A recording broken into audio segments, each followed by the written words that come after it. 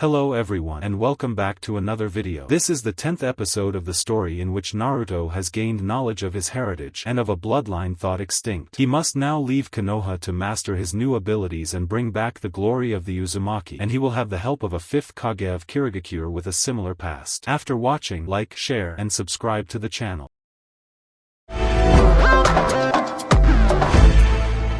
Land of Snow Kazahana Castle. Sujihara's bed chambers. The urge to sneeze, that was what woke Sujihara up. She leaned up in the comfortable bed and looked around, not remembering how she got there. The memories came back to her quickly, the discovery of her teammates and the Uzumaki picking her up and bringing her back to the castle. She smiled at the caring nature of Naruto. He didn't even have to bring her back, and he did. He even whispered those encouraging words to me. He told me I was strong, even when I had failed to protect my team. He didn't think about that. Her thoughts were interrupted by a light knocking on her door. She checked herself and blushed scarlet upon the discovery she had been dressed in a silk robe. Inappropriate thoughts of what the Uzumaki was doing while he was changing her flooded through her mind before she remembered the person at the door. "Yes, please come in." The door creaked open and Naruto popped his head in, much to Sujihara's embarrassment. "Ah. Good to see you up, Sujihara-san. I brought you some tea." Naruto walked in, still in his Anbu armor, carrying a tray of tea cups. Sujihara blushed and looked away as he came closer and laid the plate down on her nightstand. Her room was luxurious as it was inside of the castle, lit by numerous lights hanging from the walls. Her bed was a large, 4 posts surrounded it and allowed her to pull a curtain around herself. Upon her arrival, she thought the idea silly to hide yourself in a bed. Now she was beginning to rethink her statement. "Now I wasn't sure if you liked this tea or not, so I added a little dash." He was interrupted when she slapped him on the cheek, enough to leave a mark. He turned towards her, astonished at what she had just done. Her gray eyes were wide in sudden recognition of who she had just hit and bowed her head low. The tears began to fall as she realized she had just insulted the Uzumaki, and she tried to explain. I am sorry Uzumaki-sama, just how I got my clothes on you brought me back. I just thought you were, and you act so nonchalant about it." Her arms protectively encircled around her chest as Naruto realized what she was trying to say. "Oh. She thinks I'm a pervert or something and took a peek. I may act like a pervert around May, but I wouldn't think of doing such a thing to one of my own shinobi." "Ah, I understand, Sujihara. I'll leave you alone." Naruto got up from his position near her bed and moved to the door. As he prepared to leave, Sujihara looked up and watched. She couldn't bring herself to say anything because she was afraid it would only make things worse. What surprised her the most was when he smiled when he looked at her over his shoulder. "If it makes you feel any better, I had one of the female hurricanes change you, not me. Please rest. I'm going to take care of the rest of this rebellion so that you don't have to cry anymore." She didn't understand what he meant by that but clearly saw her mistake of slapping him. She reached a hand out to stop him as he left out the door. "Wait. Uzumaki-sama, she quieted herself when she realized it was too late. He was already gone behind the shut door. Feeling even further in shame, she turned her head towards the tea. Despite herself, she smiled at the thought of the Uzumaki to personally bring her tea. She looked next to it and saw some tissues, also brought by the Uzumaki. From being outside for so long, she had indeed contracted a cold. Picking up the tea, she looked at her reflection in the warm liquid. Her tears made splashes as they hit the water and she drank some of the concoction made by Naruto. Her face warmed upon the sweet taste, no doubt from the sugar added by the Uzumaki. Her tears began to fade as she drank more and more of the tea, slowly finding herself falling asleep. "Thank you, Uzumaki-sama." 000 Land of Snow Kazahana Castle War Room. Naruto walked the halls as he left the room of Sujihara. He felt for her as he probably wouldn't have been able to bear the deaths of teammates either. He didn't want her to feel so sad though. He was going to make sure to avenge her comrades' deaths. That was what he was going to plan in the improvised war room made within the castle. Every loyalist who was left was there, along with Koyuki. Even though he had suggested she go to bed and get some rest, she refused. She wanted to be part of what he was doing, no matter what it entailed to bring her people back under her sway. In reality, very few of the people actually hated Koyuki enough to rebel. They were uncomfortable with her other job, yes, but not enough to kill her. So that means it is a small rebellion led by old Dota supporters. Their first target must have been the spring generator, either destroying it or turning it off. That led them to have their ice release ability back, and that gave them the power to overthrow Koyuki. Looks like the primary battle is going to be at the generator itself. He could feel his shadows following him closely behind. As quiet as they were, Naruto had grown accustomed to sensing their presence. No matter how hard they tried, they couldn't hide from their Uzumaki. He knocked on a door to gain access to the war room. Because they had only driven back the enemy attack and not routed them entirely, the castle was still on alert. Naruto had little doubt though that if the enemy attacked now with him there, they would be utterly destroyed. With the past few hours of quiet, it seemed as though they also had figured that out. Two samurai opened the door and peeked around the corner to confirm Naruto's identity. They moved to either side of the entrance and bowed as he walked inside. Their eyes just barely catching a glimpse of 6 blurs that entered right after him, culminating in the appearance of the cloaked hurricanes. The war room itself was quite barren, probably a room of storage before. Crates were stacked in the corners of the large stone room, and the few loyalists remaining sat on barrels or crates. Their eyes carefully tracked Naruto's movement over to the table in the center of the room that had a single map of snow on it. Koyuki sat at the head of the table in a large chair, a sad attempt by the samurai to emulate her throne. A battle-worn general stood next to the table, using small flags to indicate his forces and the enemies. From what Naruto could tell from the grimace on his face and the fact that each and every blue flag was surrounded by a dozen red ones was that they were in trouble. General Kabuki. The man looked up to see Naruto approach, and he immediately saluted the Uzumaki. Uzumaki-sama. Naruto looked at the map, placing a hand on his chin as he racked his brain for ideas. It doesn't look like we are the winning side this time around, huh? Naruto muttered, carefully observing each location and noticing the dire straits they were in. General Kabuki sighed, his voice worn and tired. No, we most definitely aren't. Almost every single scout I still have left alive have reported in that droving war bands of these snow shinobi are taking over all the villages in the countryside. When the rebellion first started, our defense of the generator was heavy. He moved a finger to point at the location, now surrounded by over a dozen red flags. The snow shinobi attacked with kunai and shuriken while we fought back with sword and arrows. It was an even match before they attacked with the kunai guns. You see, we extended our railroad coverage after Daimyo Kazahana was placed in charge of the country. It was of course for peaceful means, to facilitate and increase trade. The snow shinobi, however, were able to get their hands on an old weapons car and used it against us, right next to the generator. We never stood a chance. Naruto nodded. He remembered exactly what that thing had done to the rebels when he first came. Koyuki also visibly stiffened, remembering Sandayu's sacrifice at the hands of Dotu. It was still a sore spot for her, even if she had acted coldly at that point in time. After reflecting upon her past once she became daimyo, Koyuki quickly realized that Sandayu was the closest thing she had to a father during the majority of her life. Well then, looks like we need to move from here. Naruto picked up the blue flag that lay inside of the capital city and moved it over to the generator, a few miles away. To here, and annihilate any resistance given by the snow shinobi. Once we get the generator operational again, they can be routed easily. The general was surprised at how confident and easy Naruto made it sound. With all due respect, sir, breaking out of the city is nigh impossible, let alone reaching the generator. For all we know, they could have destroyed it by now.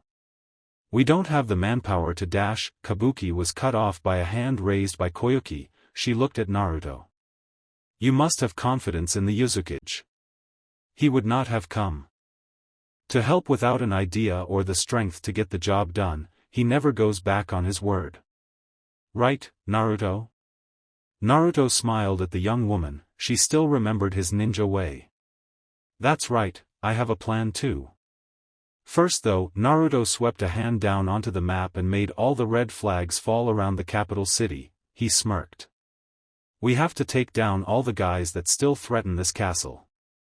Hurricanes, you are with me. Let's go to the roof for a look. One of the hurricanes threw Naruto his red cloak and he placed it on to cover himself from the inevitable cold. Koyuki watched as he left, her smile radiated across the room. He was still like the same old Naruto that came to Snow the first time, just a little more mature and better at hiding his excitable personality. She could tell that he was excited about the fight coming up, figuring it would be a great challenge. Her thoughts were interrupted by Kabuki. Ma'am, shouldn't some of my men go with him? I meant his is our country, shouldn't we be trying to get it back too? Koyuki held her head in one hand as she thought about it. Of course we should, but I doubt Naruto needs our help. You would probably just get in the way. Kabuki recoiled, not expecting the negative comment.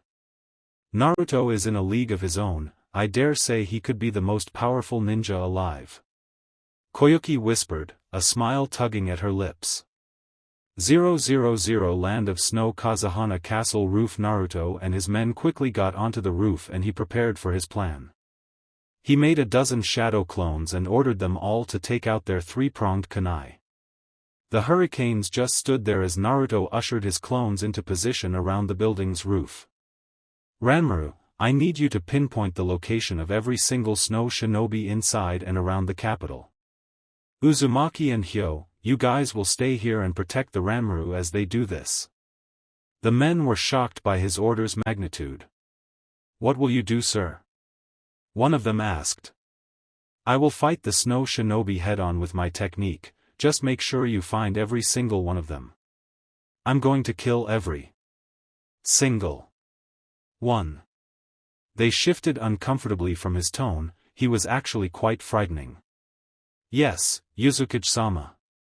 The two Ranmaru sat down and began to focus their chakra while the other four took up spots around them. Naruto's clones listened as they called out each and every location. Naruto's clones then threw themselves up into the air and showered the city with the kunai, spreading Naruto's influence everywhere. There would not be a single avenue of escape for the snow shinobi. Naruto unsheathed his trusty two-sided greatsword from his back and disappeared in a flash of light. It would be over in a second. 000, what are these strange kunai? Asked one of the men on patrol around the castle. His superior came over and took a look at it for himself.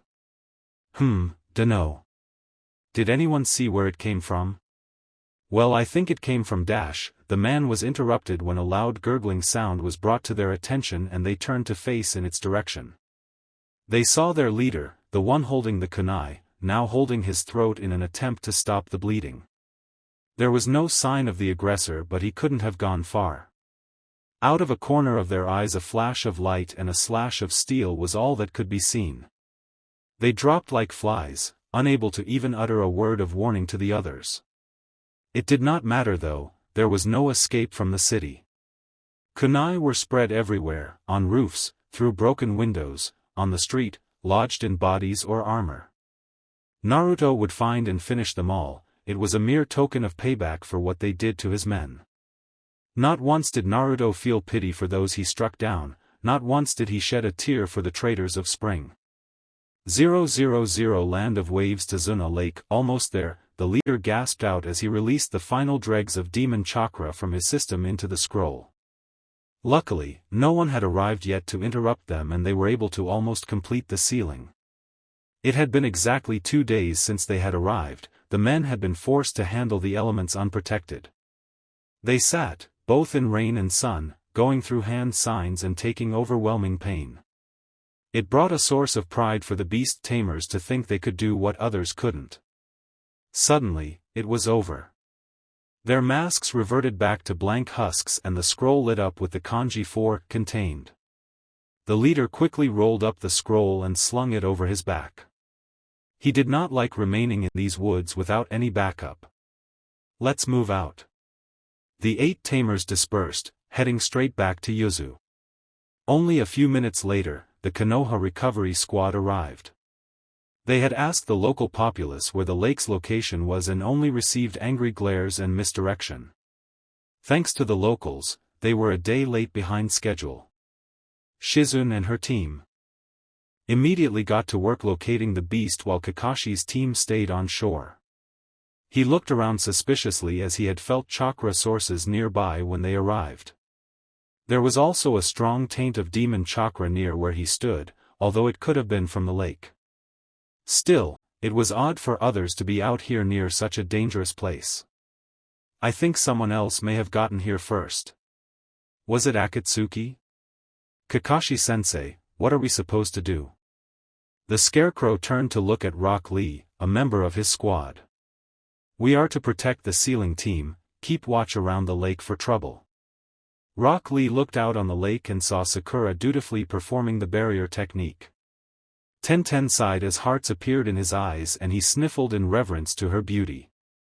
If my duty is to protect my blossom, then it is my pleasure. Nothing will stand in the way of my burning passion of Lo-. He was pounded on the head by an irate Tenten who was annoyed by his yelling. Shut up, Lee. Kakashi-sensei, can you please do something? Tenten turned around to find no Kakashi. Shino was standing off to the side as if he didn't notice her stare. Where did Kakashi-sensei go? Shino looked over to her, finding it somewhat comical that she asked while holding a dazed Lee by the nape of the neck. He said he had some business to look into on the island and that he wouldn't be long. Also, I suggest you let go of Lee before he chokes to death. She turned around to see him growing blue in the face and gasped, releasing him from her death grip. Tenten, your blossom is so harsh to the touch. No matter how I attempt to approach it, it always pricks me with its thorns, Lee spoke of in a half-conscious daze, making Tenten look down at him blushing. Was he just hitting on me right there? I just can't understand this guy. 000 Land of Waves Forest. Akira pushed his men to move faster through the forest. He could easily sense a presence following them from the lake, and that meant they knew what happened.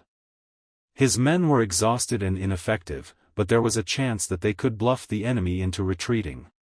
One of his men jumped closer to him on the path they were moving. Sir, you know there is an enemy approaching us. What are our orders? Akira continued to move forward until they reached a patch of grass. He flew down to the ground and his men landed around him in a rough circle. He quickly made quick hand signals and his men dispersed around the area and prepared scrolls for the aggressor. Akira remained in the middle of the green patch. He had replaced the actual beast scroll with one of his subordinates and instead had a disguised log. Kakashi appeared in the field and Akira visibly lowered his guard somewhat. The unique man looked familiar, as if his memory came flooding back to the captain. Wait, this man is that leaf shinobi at the Uzukage's wedding. What is he doing here? Waith might have orders to take the 3 tails from us, we have to remain on our guard.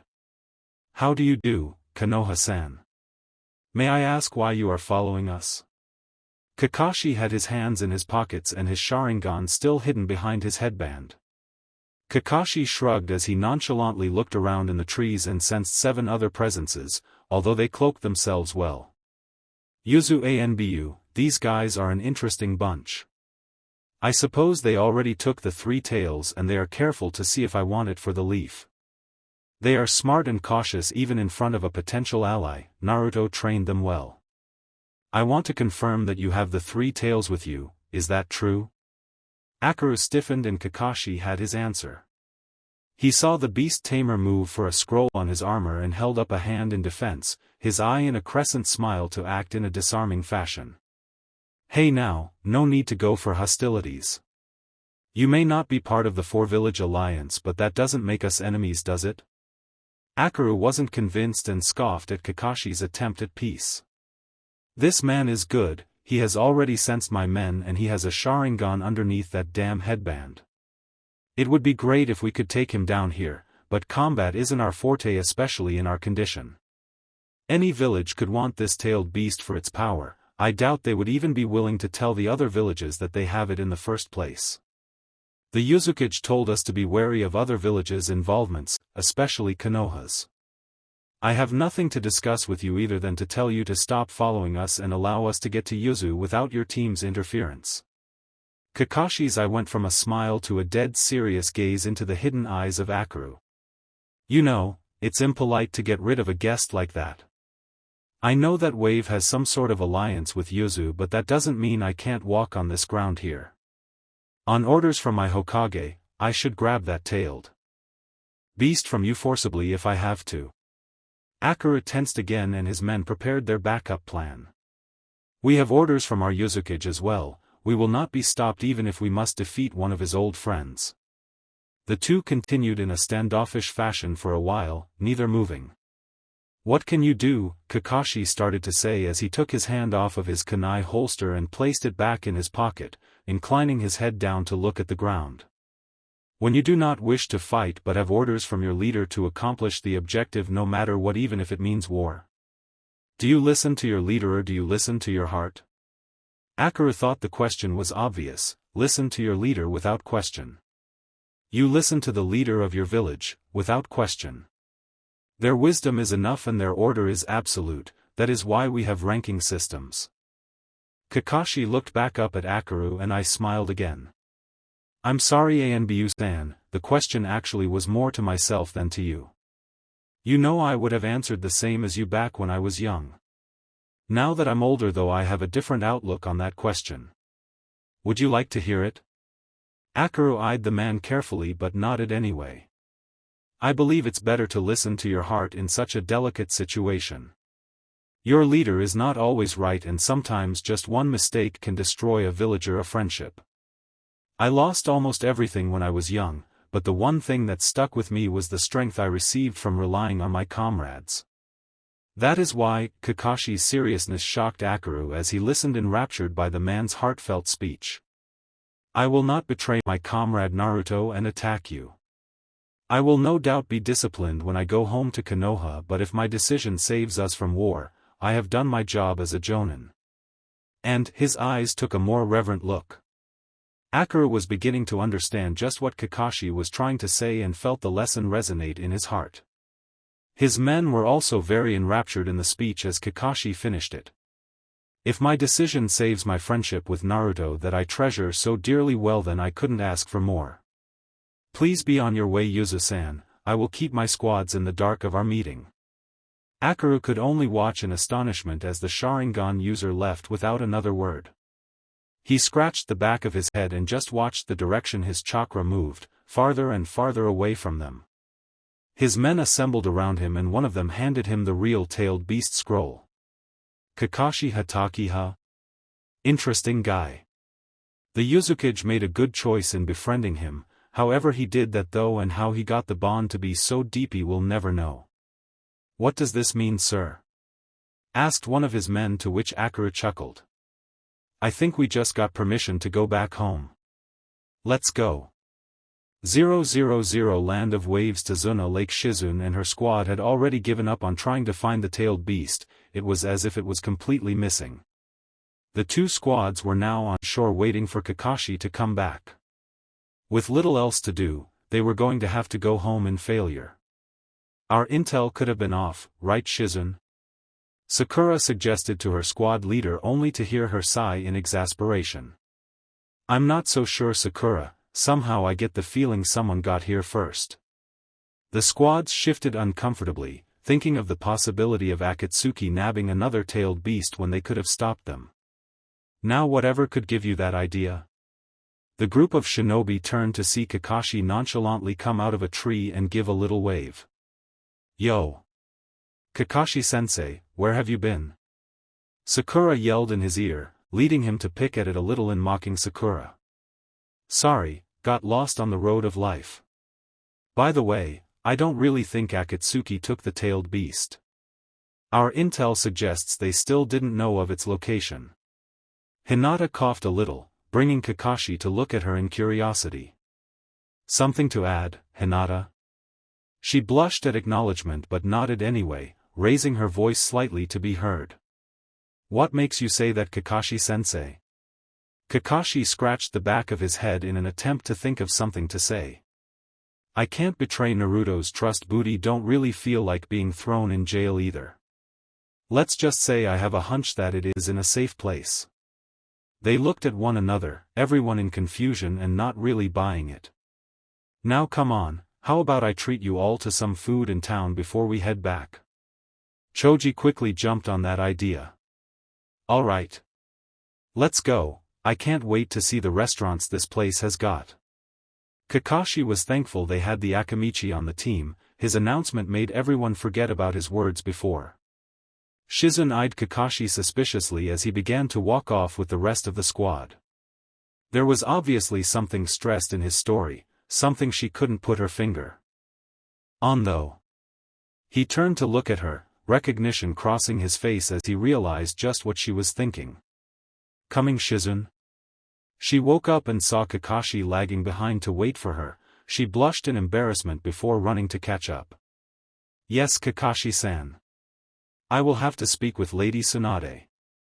000 Yuzugakure Uzumaki compound inner estate. May gently rocked Rashi to bed, or at least tried to. She and her son were sitting in the family room and he just wouldn't stop crying. The morning after Naruto left, he just wouldn't stop crying and it led her to believe that her little boy was a daddy's boy. She smirked at the thought. Please stop crying, baby. Daddy's coming back soon, mommy promises. He quieted down for a few moments and led May to sigh in happiness with the quiet. She soon realized that it was only to catch his breath as he began a new crying fit. May stood up and began to pace around the room, purposely exaggerating her walking to bounce him up and down. His tears turned into cries of joy as he smiled for the first time in the past few days. His mother smiled and kissed his forehead with affection only a mother could show. Thank you, baby, mommy's so happy that you stopped crying. Now I can feed you. May sat back down and undid her shirt to reveal a swelled breast, to which her son again cried in joy. He is such a pervert, just like his father. She sighed in happiness as the baby began to suck, filling the house with the quiet smacking sounds of his mouth against her nipple. The tension had grown in her breasts from swelling so much. She was sure Naruto would joke that they were Tsunade's size when he came back. She would have to make sure he fed from her as well just to get rid of the pain. The doctor said it wouldn't last forever, but it sure likes to drag on and on. Oh Rashui, can't you be big already? While the baby himself was plump, it was a cakewalk for her to hold and care for him. She was sure it would be difficult for a small child to hold him, but he would eventually work off all that fat when she and Naruto began to train him in shinobi arts. May really couldn't wait either. She knew her son would be strong just like his father. Her thoughts came to an end when there was a loud knocking on the door. She stood up and quickly headed upstairs to place the baby in his crib. He wasn't happy to have his feeding cut short, but somehow knew to keep quiet. May swiftly moved downstairs to the door and carefully began to open it in case of an unknown intruder. To her surprise, the loud knocking was because of the visitor's large hands. Yamera stood before her, the first lava monkey she had come into contact with personally. He was smiling, or at least as far as May could tell with his animal face. Hello Matriarch-sama, it has been some time since I last laid eyes on you. How have things been since that ritual you did a few days ago? May smiled at the monkey's friendly attitude. Well, Narukoi had to leave for a mission in spring, so he hasn't been here for the past few days. She was surprised when Yamera beat his fist into the ground angrily. What? That is totally inappropriate for the alpha of your troop to leave so soon, especially after the infant's birth. Unacceptable, if you will pardon my language, Matriarch-sama. May waved his concerns off. She actually agreed with the large red ape. I don't like him leaving the village either, but we both have accepted it's necessary for the moment. With our manpower so low, Naruto's strength is needed on missions outside of the village. Yamera still looked combative on the subject. Yes, but still, it is inappropriate for May held up a hand for quiet, to which the monkey reluctantly obeyed her wishes. May gave an innocent smile to the summon. Thank you for your concern, Yamera, but it really isn't necessary. Naruto promised me that he would never leave me, for as long as he draws breath this village is his home. He will protect it with his life, just as anyone living here would attest to the same thing. He said it relates to something from Konoha's will of fire, jokingly referred to it as the strength of the vortex. Yamera smiled. Mei really made a good female for Naruto-sama, so understanding of his position. Well, I'm sure you didn't come here just to talk, Yamera. What would you like to know? The monkey seemed confused until he suddenly remembered his original purpose. Ah yes, I wanted to talk to Naruto-sama actually, but since the patriarch isn't here, well, I suppose I can talk to you and have you tell him for me? Mei giggled and nodded, encouraging the monkey to continue. Yes, what is your message, Yamera? He turned somewhat serious all of a sudden, clearing his throat and standing somewhat straighter. Mei could see the sudden change and also became serious. Please, Mei-sama, you must be uncomfortable standing on your porch. At least sit down, as my message might take a while. Mei shrugged and sat down in front of the monkey, who in turn decided to sit as well. Now, if you may remember, the first time Naruto-sama summoned me, I relayed to you the status of the island. I also gave you some background on the lava monkeys and mentioned something of training. Mei racked her brain to remember. Yamera waited patiently until her face came to sudden recognition. Ah yes. I remember now, you mentioned something of lava training? Harnessing geothermal energy or something along those lines, right? Yamera nodded excitedly, glad she remembered after so much time. Yes, Matriarch-sama, I came here to bring the good news to Naruto-sama that it is now the time for such training. We are not blind, we have heard and seen the destruction the Akatsuki, as you call them, have wreaked in the world. While we will willingly fight alongside you, we could not bear to see Naruto-sama go into battle with their leader if we could do something to make him stronger. Mei pondered this information. He could make her Naruto stronger? So this training, you make it sound as if it is quite a strength booster. What exactly does it entail, and why is Naruto the only one to have it suggested to? Has anyone else done this before? Yamera was hit by the barrage of questions like a brick and panicked. Mei giggled at his confusion. Just answer one at a time, please, Yamera, we have plenty of time. The monkey took a moment to collect himself before continuing. Yes, Matriarch-sama, it is a strength booster, but it is much more. It can further boost his ninjutsu, genjutsu, and taijutsu to enormous levels and gives him a larger reservoir of chakra to call on. It also includes a protective layer of lava over his entire body, protecting him from physical attacks. Mei thought it sounded too good to be true. It also looked like Yamera was hesitant to continue. Why is Naruto the only one so far asked, and who else has done it? Yamera gulped and shifted his body uncomfortably. Well, you see, the risks are great for Patriarch-sama. The previous ones who have tried have all died. Mei's eyes widened in surprise and she physically recoiled from the monkey as if he was poisonous. What did you say? She asked quietly. Yamera could hear the obvious disbelief in her voice though. I meant to say those who have tried to attain perfect avatar form have died horrible deaths. You see, the final trial entails fully submerging oneself in the lava of a volcano, and well, that is obviously very lethal to humans. Mei began to glare at Yamera, making him shrink even further. No. I refuse to allow my husband to do something like that. Yamera was shocked. He began to stutter in argument. Boobiyu, but Matriarch-sama, surely you realize the importance of the tray dash. He was stopped when Mei raised her voice further. No. I have said no. I will not allow my husband to risk everything just like that for some power that he already doesn't need. We have a child now. I don't want to lose him, and I know our baby doesn't. Yamera could do nothing against that. He decided to at least put up a front for a little longer though. But Mei would have none of it and pointed at the door that would lead him out of the clan head's compound. Out now. The seriousness of her tone made any thought of argument nil. Yamera bowed in apology as he headed out. Excuse me for my rudeness, Mei-sama, I only wished to help. With that over with, Mei entered the house only to hear her baby crying again. She ran up to the room to find him in his crib, probably awoken from his mother's loud voice. Mei picked him up and began to rock him, laying kisses all over his face. He opened her eyes and showed her the beautiful blues she had fallen in love with 5 years ago. "Everything's fine, baby. Mommy isn't mad, she just had to make the big bad monkey leave." Her rocking settled the baby down, who began to mewl. Mei looked up as she continued to talk to the baby and unknowingly to herself. "Daddy isn't going anywhere, Mommy won't let him do something stupid like that. Daddy isn't leaving us, no he isn't."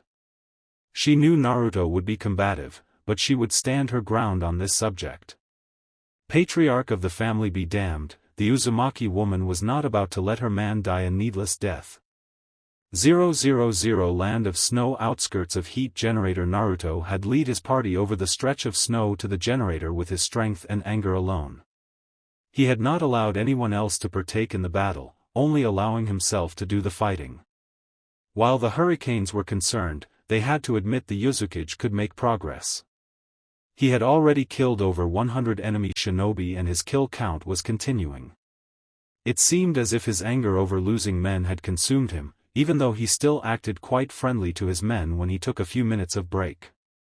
The teleporting actually did not use much chakra at all, it was the physical toll on his body that was getting to him. While the snow shinobi were completely helpless to his assault, Naruto's large sword was still very tiring to use in such a long amount of time. Because of his anger, he was also needlessly butchering them more than he had to.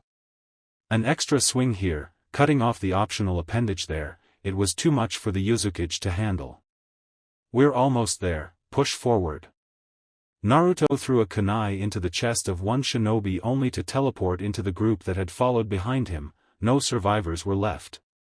The entourage following him, the hurricanes and a small group of warriors sent by Koyuki, could only step over the bodies and watch helplessly as he continued his rampage. One of the loyalist snow shinobi politely nudged one of the hurricanes and pointed towards the avatar of destruction that was fighting atop a literal mound of dead snow shinobi bodies. He ducked under a kunai throw and burned through an ice jutsu with his lava attack. "Is he always like this?" The hurricane only shook their head negatively. This was the first time they had seen the Uzumaki swordless. "I believe losing his men affected him more than we had foreseen. It just shows how big of a heart the Uzumaki has."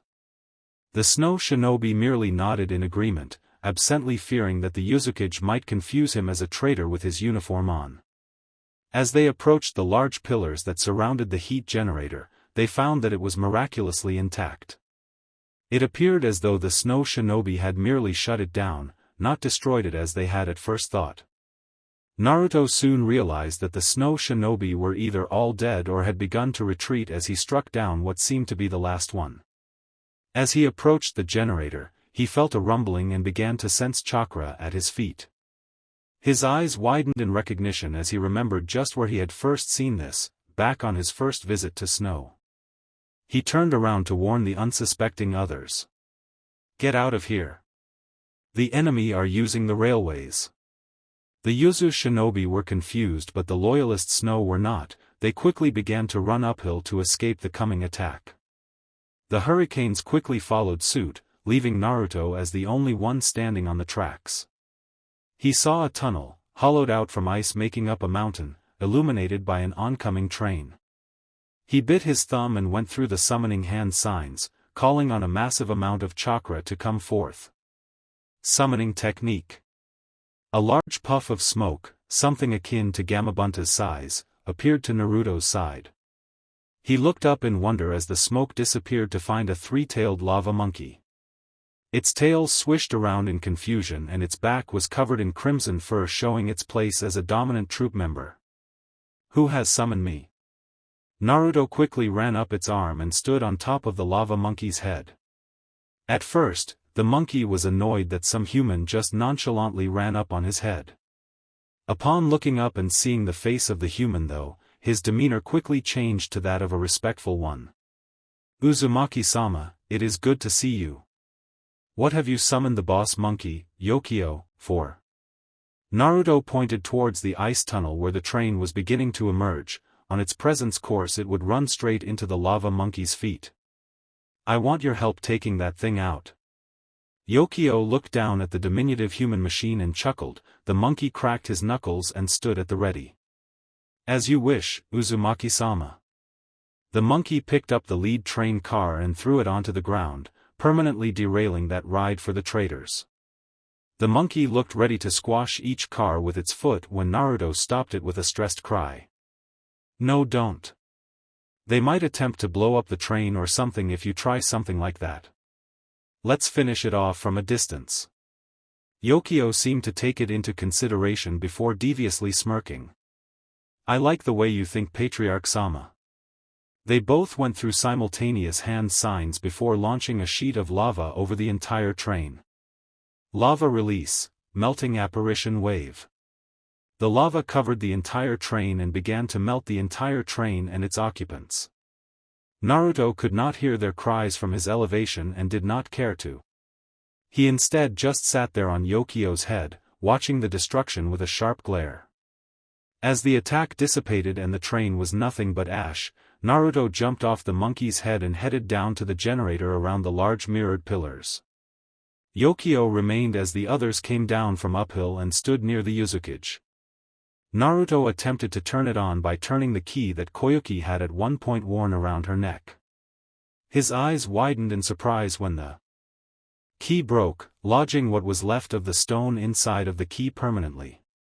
No! The key stone. Without it, we will never return to spring. The snow shinobi began to cry. They believed the mission failed. Naruto had to admit, it was a dirty final trick by the traders. However, they had not expected there to be a lava user amongst those who came to Spring's rescue. Naruto signaled for the two Uzumaki hurricanes to follow him back over to Yokio. They all climbed on top of his head and discussed Naruto's formulated plan. What can we do, Uzumaki-sama?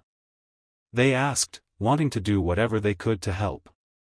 What must be done to melt ice and warm a land? What defeats ice, pure and simple? Remember, that heat generator was all that was needed to warm spring again. The two hurricanes racked their brains for a moment, as did Yokio before he began to laugh loudly. You are a shrewd man, Patriarch-sama. I can see now why the Uzumaki have put you in charge of the village. The two hurricanes were still confused while Naruto just smiled and petted the top of Yokio's head.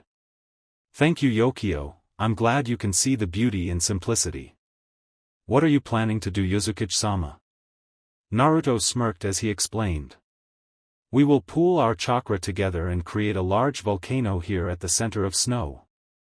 It will spread the lava under the earth and mix with the dormant heat stored beneath spring, leading it to warm up. Let's see those bastards try and sabotage a volcano. The hurricanes nodded in agreement. It was a simple but in theory correct plan. Alright, all together now go through the right-hand signs. The humans dropped to the ground and simultaneously went through over 40 hand signs before stopping and slamming their hands onto the ground. It began to shake as Yokio slammed his own onto the ground, leading to a small earthquake from his size. Lava release, volcano eruption. The ground began to tremble until the earth began to rise up high into the sky to form the basis of the volcano. The chakra quickly mixed and created lava within, and it melted through the earth and ran all under spring. The change was unnoticeable at first, but slowly over the next hour, the snow began to melt away and reveal spring. The snow shinobi cheered and the hurricanes applauded their Uzumaki for a brilliant plan. The sun revealed itself from the previously gray skies and Naruto was given the front row seat to the sight of dozens of bloody pools of bodies surrounding him. He gulped and felt an odd feeling in his stomach before immediately throwing up at the sight. The shinobi around him quickly flocked to his aid, surprised by his reaction. "Two, can't believe I did that. I killed them all. I killed them all, didn't I?" His eyes were quivering and it looked as though he would heave again. "I'm sorry, Uzumaki-sama, but yes, you did. You said we should not interfere. You were protecting us by taking on the responsibility yourself." Naruto looked at the hurricane that explained, his eyes tearing up. "I was so taken over by hatred. Has Kyubi really taken over me?" The hurricane smiled under her mask, she of the Ranmaru could not detect a single trace of Kyuubi's influence. No sir, I could see with my own eyes that Kyuubi held no sway over you. Naruto looked even worse after that. So I enjoyed doing this with my own anger? I'm a monster. She set a hand on his shoulder as did the other hurricanes to reassure him he was wrong. No sir, you just care so much for your fellow shinobi you are willing to take any means necessary to protect us. Since you failed to protect the 3 ANBU of Sujihara's squad, you took it upon yourself to be their harbinger of justice so to speak and killed those you found guilty. You have done nothing wrong Uzumaki-sama. Naruto collapsed onto the ground, physically and emotionally exhausted. The hurricanes quickly picked him up and began to take him back to Koyuki's castle. Yokio smiled as they walked away and dispersed himself back home. Patriarch Samahi had such a big heart it even surprised him. 000 Land of Spring Kazahana Castle, rebuilt, throne room. So Naruto, what may I do to repay Uzumaki-kure's overwhelming service to Spring? Koyuki asked Naruto who stood before her throne. He remained in Spring for the next few days after his victory at the generator to make sure everything went according to plan. While waiting for Koyuki to calm the populace, Naruto and his hurricanes dispersed across the country and repaired any damages caused by them or the snow shinobi. It made the Spring citizens to enjoy the Uzumaki company very much. Sujihara also had recovered from her sickness and stood with Naruto's hurricanes ready to return home. Naruto smiled as she posed the question. While he did not like to think he had such a high power over someone as he did in this particular situation, it still felt good. Well, there are a few things that no Kuni would appreciate if you could do for us. Koyuki inclined her head and slightly waved her hand to signal him to continue. Anything Naruto, I promise to help you in any way I could.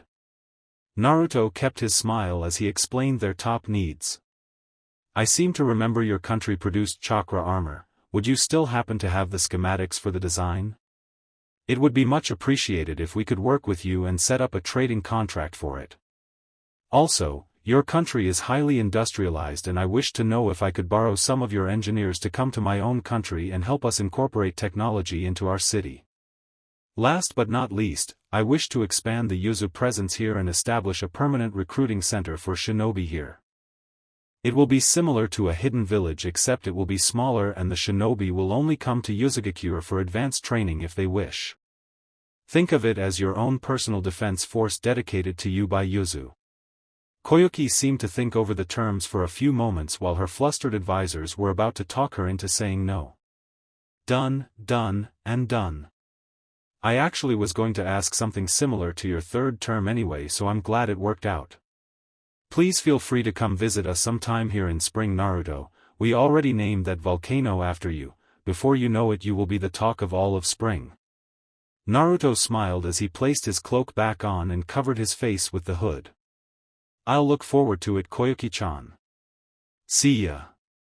With his goodbye said, Naruto and his men disappeared leaving a blushing Koyuki. Bastard, if only he wasn't married. 000 Yuzu Island Uzukage's bed chambers. Naruto arrived in Yuzu a few days after his departure and returned feeling much more refreshed.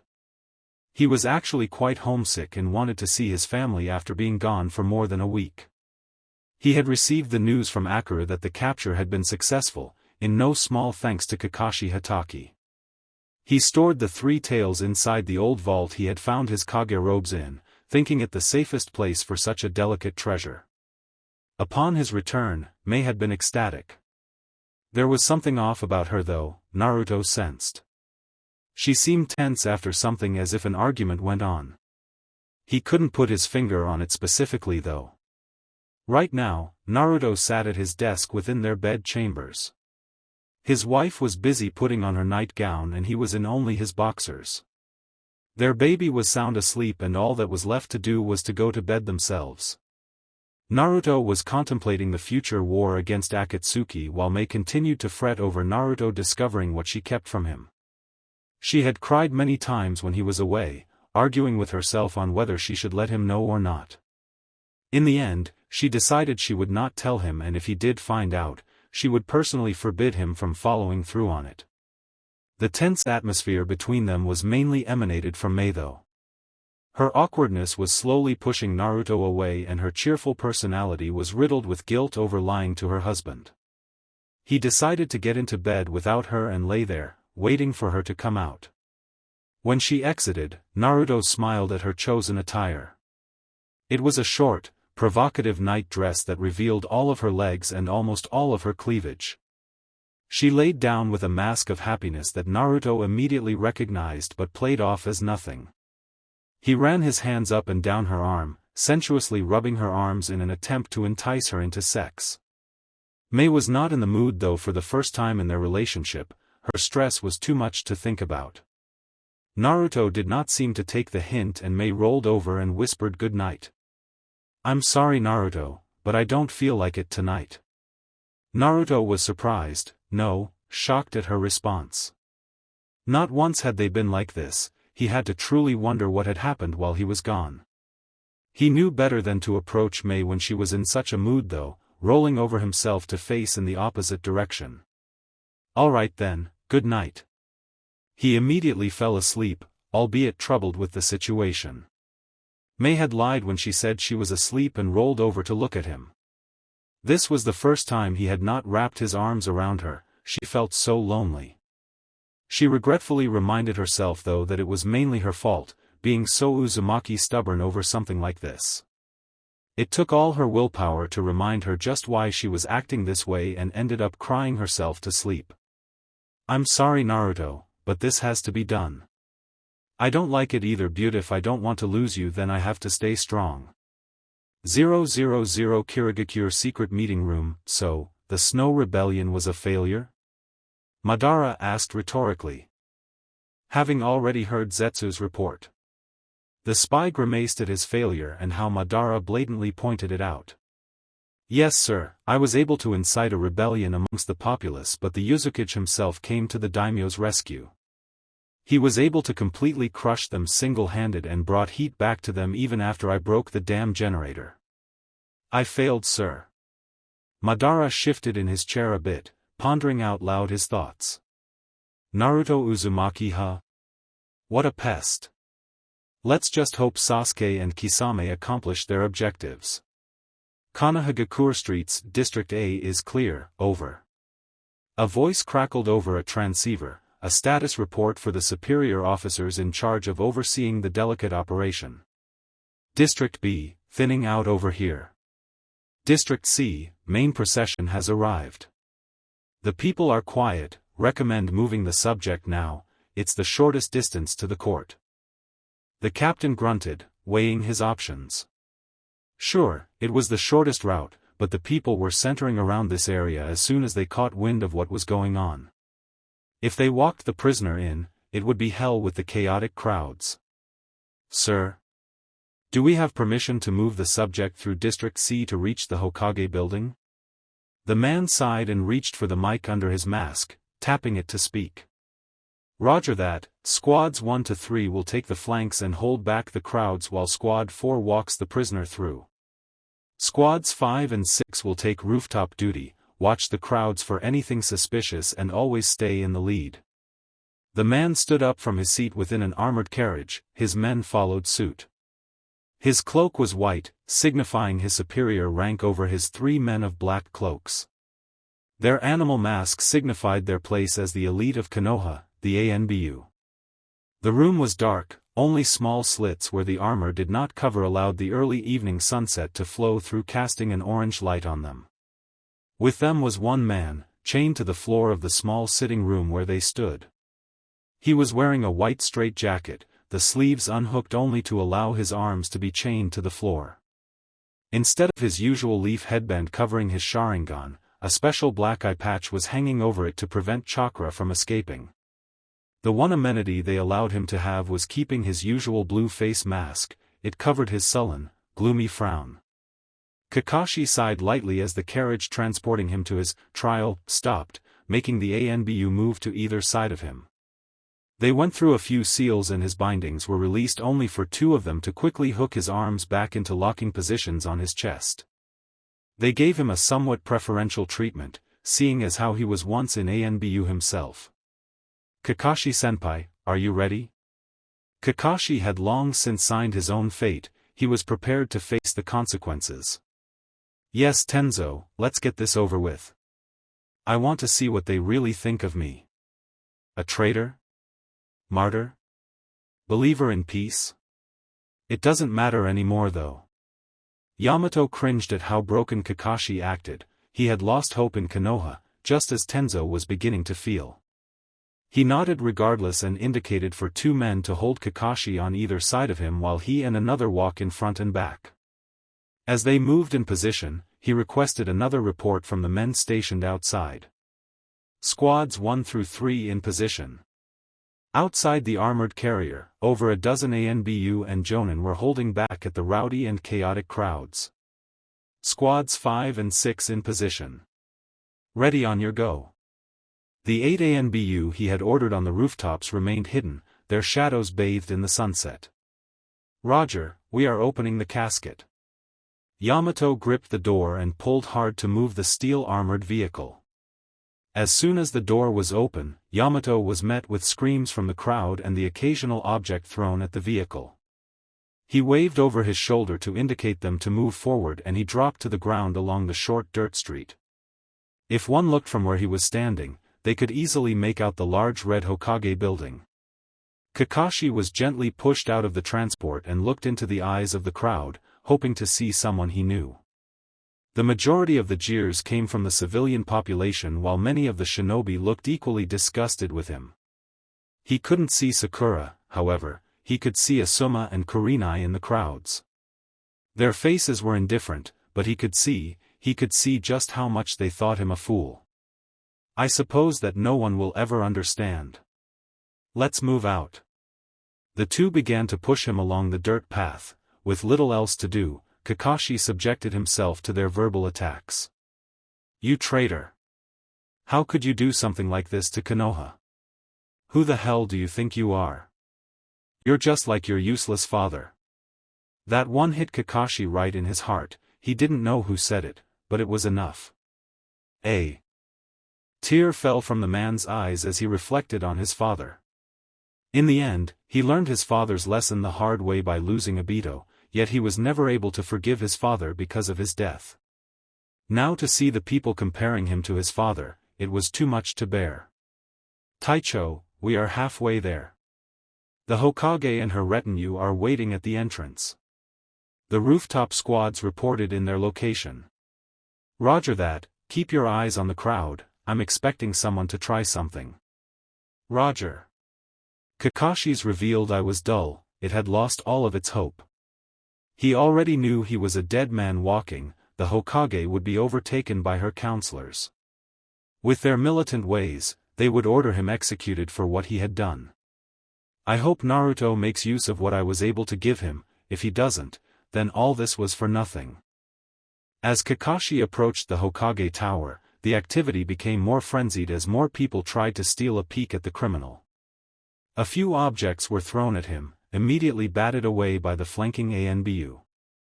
No matter what Kakashi did short of killing a fellow Leaf Shinobi, the ANBU would always respect him for his service.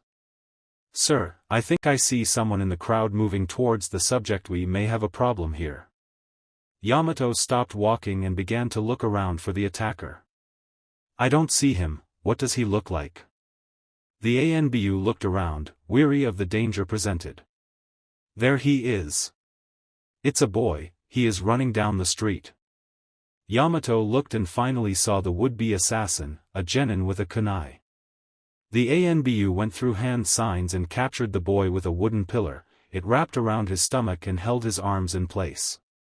He struggled against his bonds, futilely of course. Kakashi looked at the boy, no older than his genin team was when he first met them. He was crying but his eyes were full of fiery hate all directed towards him. "Please take this boy." Yamato was interrupted by a loud yell from the boy. It sounded like he said, "No. I looked up to you, Kakashi-san. I thought you were the coolest ninja in the village. I hope to have you as my sensei. Kill me, I don't want it to affect the village. Let's go, better to not keep the daimyo waiting." Tsunade ordered as everyone sat in their assigned seats while the ANBU dragged Kakashi to stand before a large sitting pedestal. This was where Tsunade, Hamura, and Koharu would sit and rule over the trial. Kakashi heard something and looked to his left to see a door open and many samurai and politicians come out. He easily spied the Fire Lord in the crowd, his headdress easily taller than anyone else. He made to sit down on a cushion off to the side of the trial, not really being involved but not completely inactive either. The lights dimmed so Kakashi was alone under a spotlight and Tsunade could just barely be seen from the edge of it.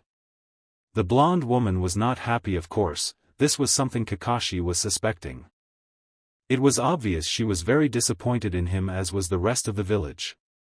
He had given up trying to persuade people though. He was ready for his final punishment. Hatake Kakashi, you have been brought to trial today under the charges of treason against the Leaf Village and acting against the direct order from your Hokage. How do you plead? Kakashi met her hazel eyes with his black one. It was half-lidded as usual since Kakashi wanted to keep up his mask of indifference for the trial. Guilty, Hokage-sama. He knew there was no point in arguing it. He had already given his speech about his reasons a dozen times by now. Tsunade's frown was made even longer when she heard this, as if she was hoping he would try to argue in front of the daimyo, if there was just the littlest chance for him. The Hokage glanced to her left to see Hamura slowly shake his head negatively. Next she glanced right to see Koharu do the same negative gesture. Both condemned Kakashi. Tsunade internally sighed but had no choice but to reveal her choice to those assembled. With one last look to the Fire Lord, she found that the man, usually passive and neutral, was slowly shaking his head in disappointment. Very well then, Kakashi Hatake is found guilty of his crimes. Now it is time for the penalty befitting the crimes of such a magnitude. As per law code #092A5, a shinobi caught with treasonous felony is to be sentenced to a public execution. You will be held within the dungeons until the scheduled date is set, and from then on you will be moved to a higher level security area to wait for your execution date. I am sorry, Kakashi. Kakashi just shook his head at her declaration and said nothing, merely staring at the floor with his contempt and disappointment. Boo. Take him to the detainment area. No visitors are allowed. I want a constant guard around him, no less than 4 of your best.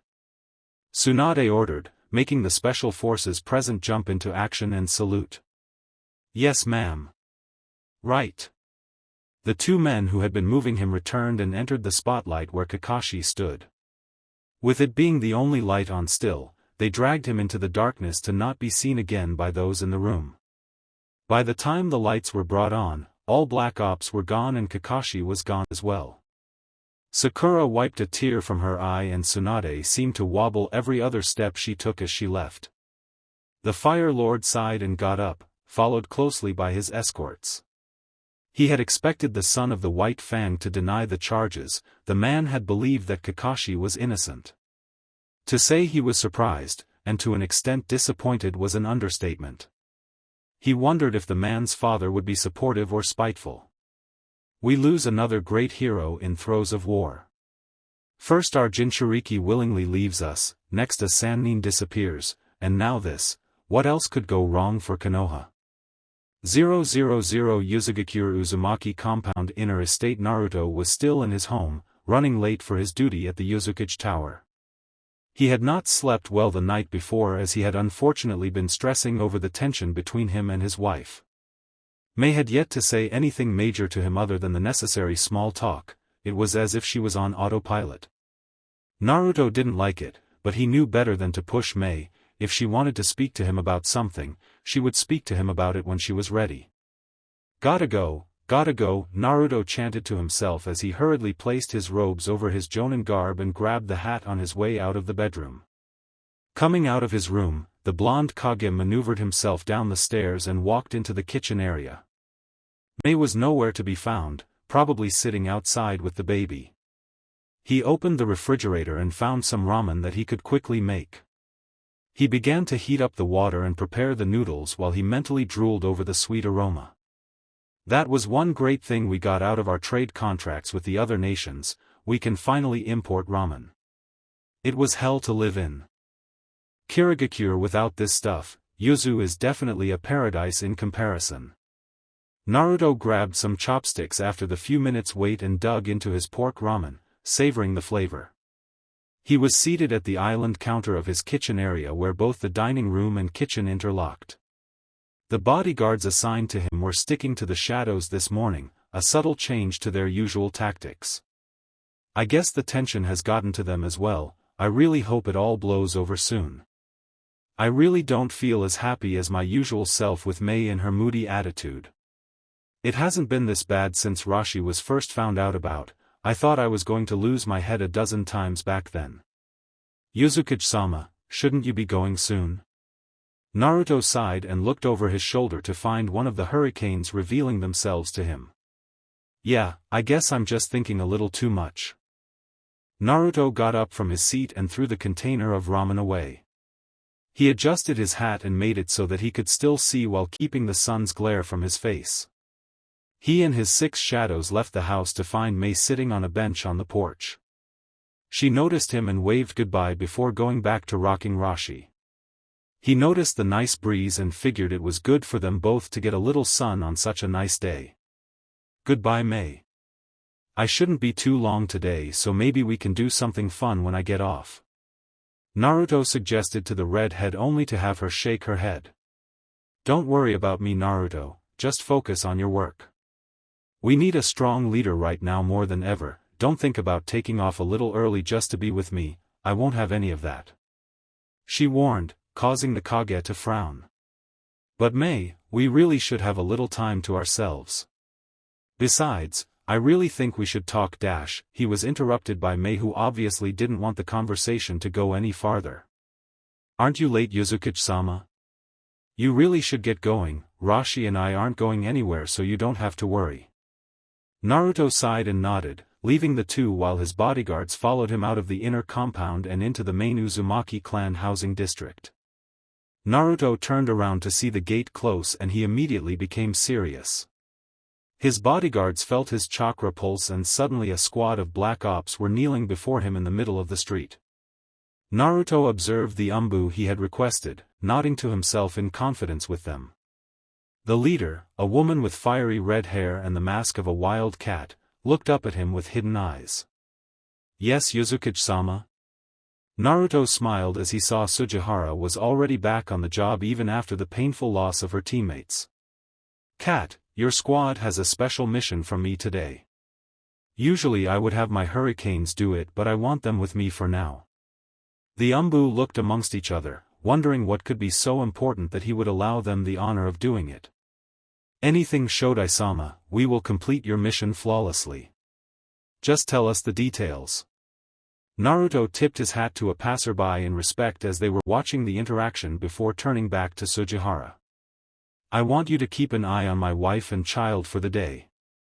You see, she has been acting strangely since I arrived and I'm afraid I can't figure out the reason why.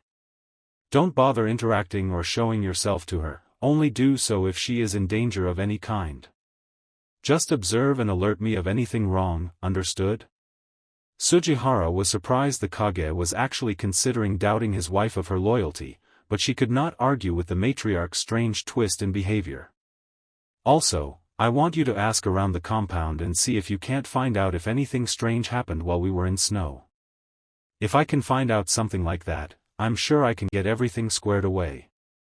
Sugihara and her squad nodded. They wouldn't fail the Uzumaki. Yes sir, we understand our mission.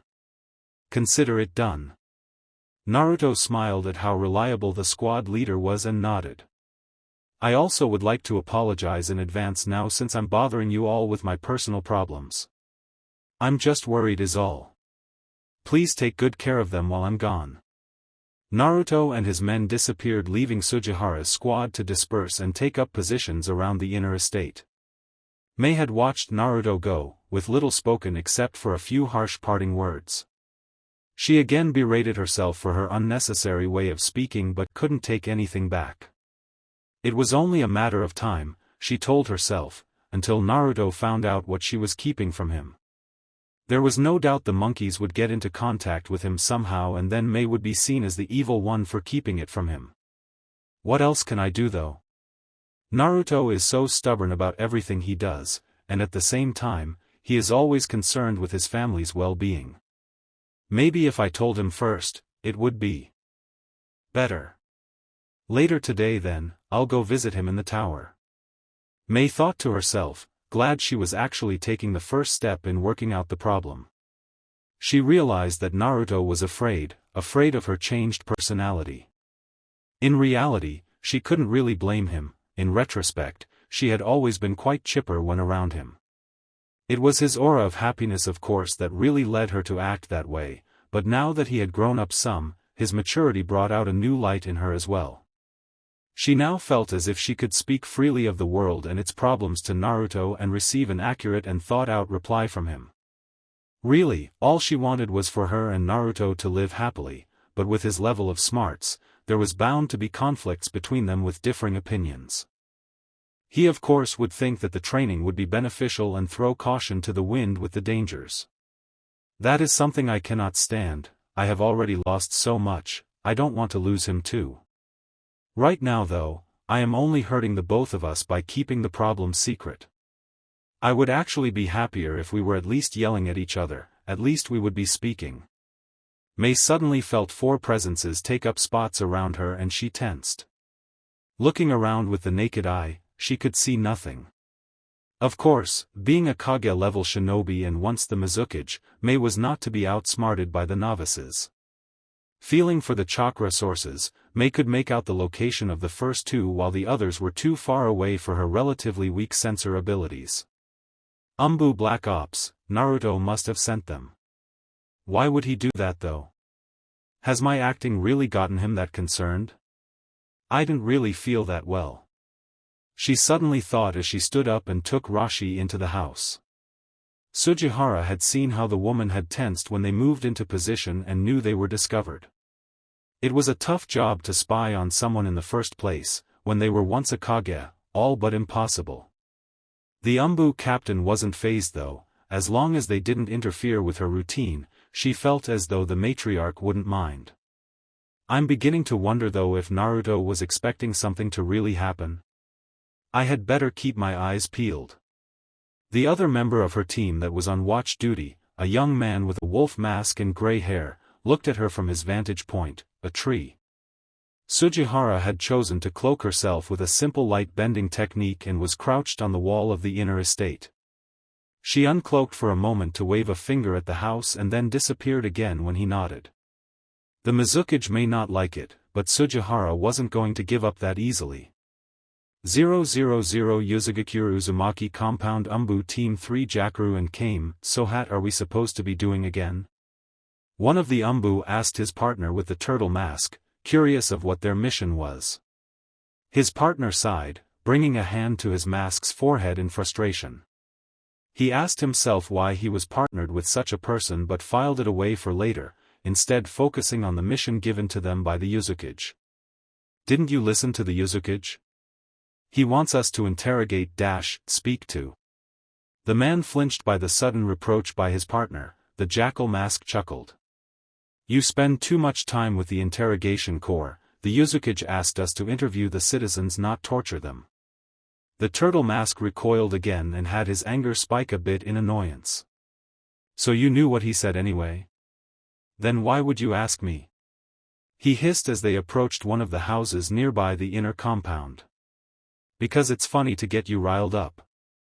He responded simply before turning his head from his partner towards the door and knocking gently. For the fifth time today, the turtle-masked man sighed over his partner and crossed his arms in impatience as the person said nothing. Jackal knocked again and was rewarded with a bitter reply of, "I'm coming." The two exchanged cursory glances before turning back towards the open door. An old man, his red hair long turned gray, stood there surveying the two in their uniform. Black Ops, what do you want? He asked with a gruff, no-nonsense voice. For being in his 60s, the man looked very fit. He stood straight and had a well-built frame and a tough, gritty face that looked quite hostile towards the two shinobi. The two again exchanged glances before Jackal crossed his arms and began to speak in his usual confident tone. "Sir, We have been ordered to investigate about anything odd occurring near the Uzukage's home last week. You see, his wife has been acting a bit strange and he is concerned something happened while he was away. Any information you have would be much. Jackal was interrupted by an annoyed growl by the older man. I didn't see anything. Worth noting, now is this interview done? Jackal sighed and Turtle decided it was his turn to step up. Sir, we don't need your hostility. We are only trying to do our jobs as peacefully as we can to help the Uzukage. Now can you please ? The man laughed, a hollow mocking tone to it that sent both the Umbu into confusion. Are you too new to being Black Ops or what? He asked with a not so friendly or questioning tone. Please, can you? Aren't you supposed to beat me up until I say something, get the information, at whatever the cost? I was once a shinobi, you know, back in Kiri. You Umbu are ruthless, I have no reason to speak to you. Jackal and Turtle looked at one another before shrugging. Sir, we may be new to the Black Ops forces, but we are not new to being shinobi.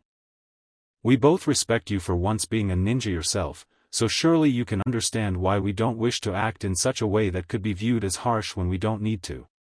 All we are asking for is your cooperation. Jackal said, not allowing his blunt and easily angered partner to speak. Now was the time for subtle diplomacy. Ha!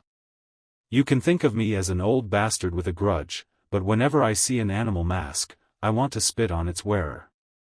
I watched as my family was killed in the massacres by Kiri Umbu. The only reason I'm not dead is because that bastard Yagura allowed some bloodline shinobi to live if they served in the Corps.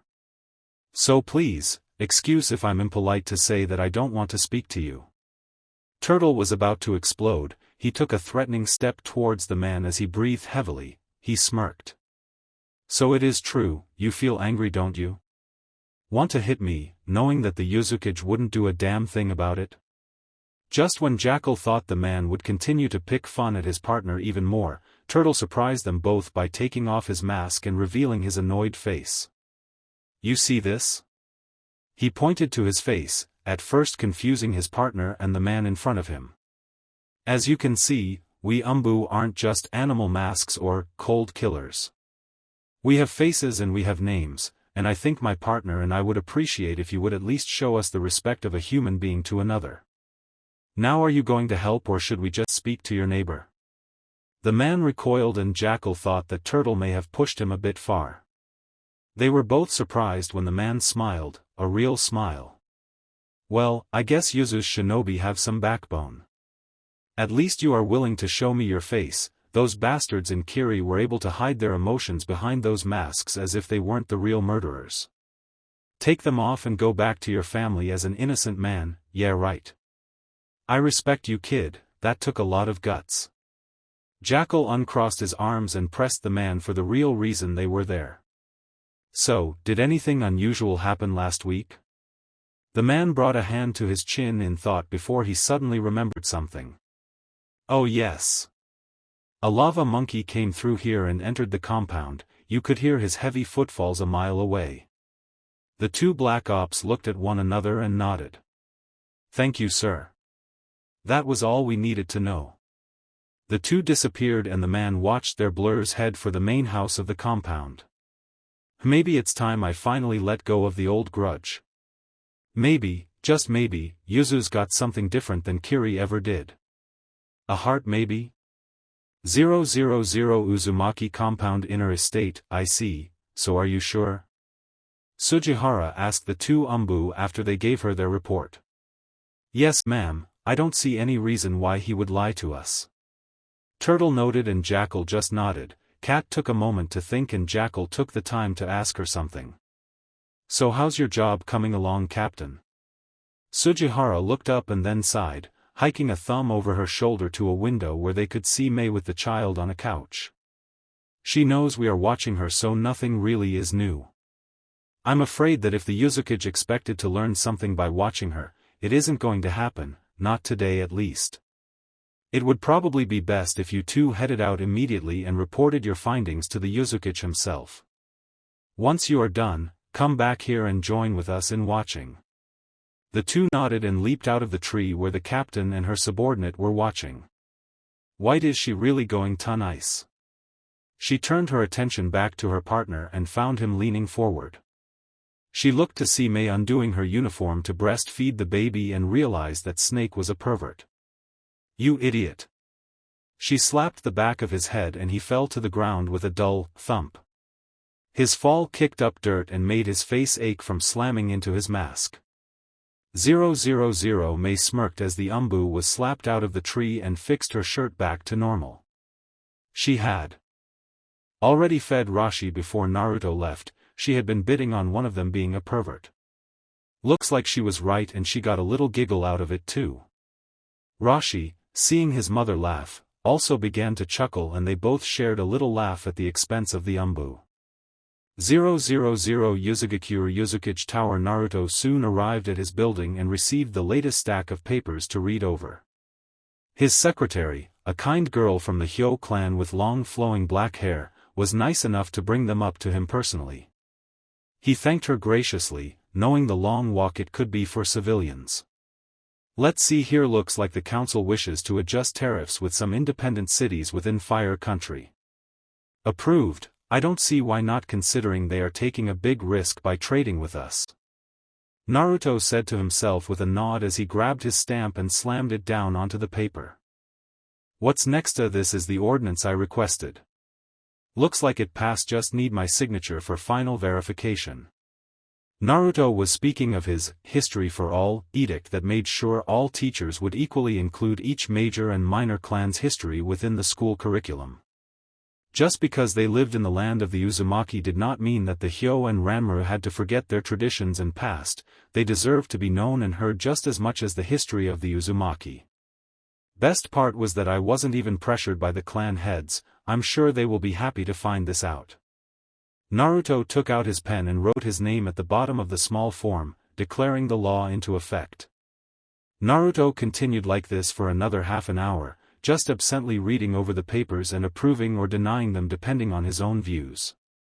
The hurricanes quietly remained in the shadows, content with just watching the Uzumaki work. It wasn't long until he felt a few chakra presences coming towards his office and felt a slight gust of wind blow through the office. He turned around to the window to find two umbu seamlessly enter through and close the window, bowing to him. Uzumaki-sama, they announced, waiting to be acknowledged in case he was addressing something important upon their arrival. Naruto smiled and stood up, glad to see something new from the monotony of his work. He got their attention and raised his hand up to indicate for them to stand. They looked at one another and shrugged before standing face to face with the Uzumaki. Yes, what can I do for you? You are from Team 3, Sugihara's group from this morning? The two nodded to his question and relayed their information to Naruto. To say he was surprised was an understatement. However, what confused him is exactly why a lava monkey came to his home and why May would act so strangely after a visit from one. A lava monkey, you say? That is strange indeed, but I wonder, what could it have done to make my wife have such a sour mood? The two umbu looked at their leader and thought to come up with ideas. Maybe it attacked her or provoked her into a bad mood. Suggested Turtle, leading to a hard gaze from his leader, instantly quieting him. The lava monkeys are not like that, they have the utmost respect for the people of this island. I hate to say they play favorites, but I would even go so far as to claim they love the Uzumaki over all of everyone. I highly doubt they would try and provoke her for some reason. Jackal had been racking his brain for a while before deciding to speak up. Maybe it spoke to her about something sensitive, something she didn't want to hear? I mean, you two are the clan heads of the Uzumaki. If they had a problem or had to inform someone with news, then you would be the first ones to speak to, right? Naruto considered it, figuring it sounded about right. Yes, that could be the reason. While they haven't contacted us before, I can't say I would be surprised if that was their reason for being there. However, what confuses me is just what would the lava monkey have to say that would make May so angry? Well, I suppose that is for me to figure out, right? Can't ask you guys to do everything or else I wouldn't be Kage, right? He said jokingly, earning a few chuckles from the two men. Thank you for bringing this information to me. I'll go address the problem right away. Have you heard anything about my wife? How is the observation going? The two looked at each other and then back at Naruto. Well, apparently the captain realized that Mei-sama had caught on to our spying and was intentionally doing nothing. There was little to report, sir. Naruto sighed and rubbed his forehead, figuring that something like that would happen with hindsight. Yes, I suppose it would be difficult to keep your presence hidden from a former Kage. Alright, good job nonetheless. Be sure to pass on my thanks to the captain when you two head back. I'm going to dash. Naruto was interrupted when he disappeared in a puff of smoke. The two Umbu looked at each other confusedly and saw 6 previously unknown figures appear out of nowhere. They scrambled around the desk and room to try and figure out what just happened to the Uzumaki. Hurricanes, aren't they the bodyguards to the Uzumaki? Where the hell did he go? What happened to Uzumaki-sama? Asked one of them out loud, frantic over the sudden disappearance. I don't know, it was as if he just up and left. It didn't seem like he was the one to do it either, he was interrupted mid-sentence.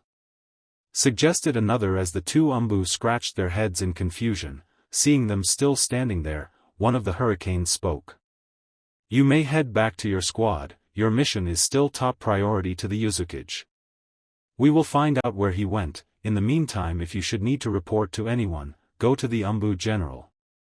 Understood? The two nodded and saluted before disappearing in a blur. Uzumaki-sama, where did you go? 000 Yuzu Island Rainforest Haven of Primates. Naruto reappeared in mid-air and landed summarily on his rear end. He had felt a sudden pull on his body while in the office and felt himself get taken somewhere else within the blink of an eye. Looking around, Naruto noticed that he was now within the rainforest. Not just that, but within the trees were multiple huts and bridges interconnecting them. Where the hell am I? Is this where the lava monkey populace lives? Naruto wondered to himself as he began to see red fur swinging through the trees or peek out a window. He suddenly noticed he was not alone and found himself in the middle of a formation of rocks. Looking closer, he noticed they were in some sort of pattern, as if they were a seal of some sort. He saw a few lava monkeys, including Yamera, standing to one side where he could only guess was the start. Hello Naruto-sama. I'm glad to see that the reverse summoning was a success. It has been quite some time since we last attempted it. He spoke to the confused Kage, a hearty smile on his features as he was quite glad with the success. Naruto looked at the other monkeys and saw that they all had 3 tails and their backs were covered in crimson fur. They had serious a demeanor and they cracked no smiles upon his appearance as the cheerful Yamera did, setting a more serious atmosphere. Naruto stood up and brushed himself off any dirt that had gotten on his white and black robes. He took off his hat and robe and sealed them within a scroll that was tucked in his pocket. Hello Yamera, it is good to see you. Naruto said as he made his way over to the small gathering of summons to find out what was going on. Can I ask why you summoned me though? I wasn't informed of anything special going on, a gruff voice of one of the Crimsonbacks spoke. On one side of his face he had a long scar running from the cheek to the temple, meaning he had seen battle before. Your female was stubborn, so we chose to directly speak to you instead. There is much to discuss with you Uzumaki-sama, come with us. Naruto was confused at first until he realized that they were speaking of Mei, and he then figured he could get some answers about what exactly happened. He also took particular note to Yomura's flinch when female was mentioned, leading Naruto to believe he may have been the one to come and see Mei. They led him to a particularly tall tree and began to climb it, using their bare hands instead of chakra. Naruto chose instead to simply walk on up and followed them to a particularly large hut structure. He figured that it was their leading class met to discuss important happenings. They led him inside and had him sit on the wooden floor while they took up spots in a circle. Yamera sat next to him while the Crimsonback that first addressed him sat at the opposite end of the circle from him. So Naruto began, wondering what was going on with the small period of awkward silence. The monkeys seemed nervous or apprehensive and he wanted to hurry them along. Yamera, tell the human of your first attempt to relay your message. The talk with his female. The elder spoke with a particular harsh tone about his female, leading Naruto to believe that the lava monkeys may have not taken what Mei said in stride. You see, Naruto-sama, I went to speak to you at your house 7 sunsets ago. When I arrived, I was informed by Mei-sama that you were not there, and I had a conflict with myself whether to speak to her of my message or wait until you came back from your mission. My trusting side got the better of me and I proceeded to tell your female when she became angered and ordered me to leave, to which I followed her order. Naruto's confusion and surprise was evident on his face, and the supposed leader of the group spoke up again, a certain knowing tone to his voice. It seems you were not told of this meeting by your female, I take it? Naruto turned to him and shook his head negatively. Mei never mentioned it. No, Mei never mentioned that Yamera came to visit. A few of my shinobi found out from neighbors that he had come by, but I had no idea why or what it was about. The monkey shook its head in disappointment. I see, it was as we expected. After Yamera relayed her reaction to us, we figured she would lie or deceive you to keep our news a secret. Naruto spoke up again, wondering just what the message was. What exactly was the message Yamera spoke of? What was it you wanted to tell me? The monkeys looked at one another before he answered him. Well, Uzumaki-sama, we have decided it is time for us to help strengthen you with special training. Yamera informed you of it upon your first summoning of him, if I remember correctly. Naruto thought back to that time and realized that yes, indeed, Yamera had spoken to him of something like that. Yes, I remember him saying something about it, but he didn't reveal much. I guess you guys were still on the fence about choosing me up until recently? They nodded their heads in affirmative to his question. It had taken much deliberation to see if Naruto was truly worthy to try the training. Yes, that is correct. As it is extremely difficult and very dangerous, we had to be sure that we thought you had a chance of surviving. I'm sure you can figure out why your female reacted now that you know that much. It seems that she was trying to protect you by keeping it a secret. Naruto couldn't believe it. Mei had kept it from him to protect him? I mean, I would have at least thought she would speak to me about it. I had no idea she would go to such lengths to keep me out of harm's way. Her emotional distress must have affected her more than she let Oni should go speak with her. I see. What exactly is this training? The monkey gave a smile. It was obviously happy he was at least considering it. First, allow me to introduce myself, Uzumaki-sama. I seem to have forgotten my manners. My name is Yamusha and I am the current family leader of the lava monkeys here on Yuzu. It has been hectic for us lately as we prepared for your training, so we have been a bit stressed. However, I am glad you are at least considering it, and I hope that you may be able to speak to your female to further persuade her to the idea. While it is dangerous, your geothermal training will surely give you the edge you need in the coming battles. Those of us in this room can answer the best out of all lava monkeys, as we have gone through the first phase of the training ourselves, earning our positions as the Crimson Backs. Please, if you would follow us to the training location, we can speak with better context. Yamura got up along with the others and followed Yamusha out of the hut and out through the jungle. Naruto felt somewhat intimidated by the sheer speed the monkeys were going at because of their excellent vine-swinging skills. He pushed himself hard to keep up and saw that they were approaching a large mountain that he had not noticed when he was exploring the island at first. Where are we going? Just what is this training? Naruto had to content himself with knowing his answers would come soon enough. He jumped onto another branch and kept sight of Yamera as the group headed further into the deep foliage. 000 Yuzugakure Uzumaki compound. Mei decided that she had waited long enough and had set out to speak to Naruto. She left a kind old Uzumaki woman to look after Rashi while she left to speak to Naruto on her own. Well, not necessarily on my own. She thought with a slight grimace as the 4 presences were back and stronger than ever, steadily following her as she walked the dirt path through town to the Uzukage's office. Her thoughts were quite scrambled as she wondered what she would say in response to whatever Naruto would say. It was making her head spin with all the possibilities of what could happen, and many of them scared her. What if Naruto was so angry with her that he no longer spoke to her? She even went as far as to think that he would no longer trust her, and it was hurting her inside. Oh maybe this wasn't such a good idea after all. Of course it was, she reminded herself, it would be even worse if she put it off any longer. Mei left the Uzumaki compound and saw most of the shinobi were not out on the streets. Strange, she thought, as it was the shinobi district and it was commonly a busy thoroughfare for the workers and shinobi alike. In fact, it was too quiet to be the usual. Mei couldn't hear the usual animal calls from the nearby forest and could just barely register the breeze on her skin. One thought crossed her mind and it made her eyes widen in sudden recognition. An enemy genjutsu? Mei brought her hands up and focused her chakra, immediately disrupting and dispelling the strange illusion. Even with her hearing back though, the streets were still quite barren. Mei was now taking solace in the fact that the 4 chakra presences nearby remained, although they seemed to be trapped in the genjutsu as they were no longer moving. Who are you? Show yourself. Mei ordered to the unknown adversary. She would not take kindly to an intruder in her village. I see you saw through the genjutsu, you are a clever one. No less should be expected from the Mizukage herself, or should I say, previous Mizukage. Mei looked to her left and saw a figure emerge from the shady alley, a woman with blue hair and a single piercing below her lip.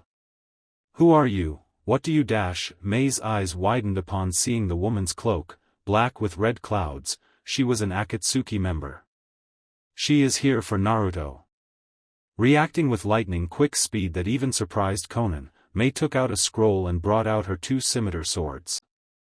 She held them up in a defensive manner and dared Conan to take another step. She was further angered by the woman's passive gaze towards her. We are not here to fight, we only wish to see Naruto Uzumaki.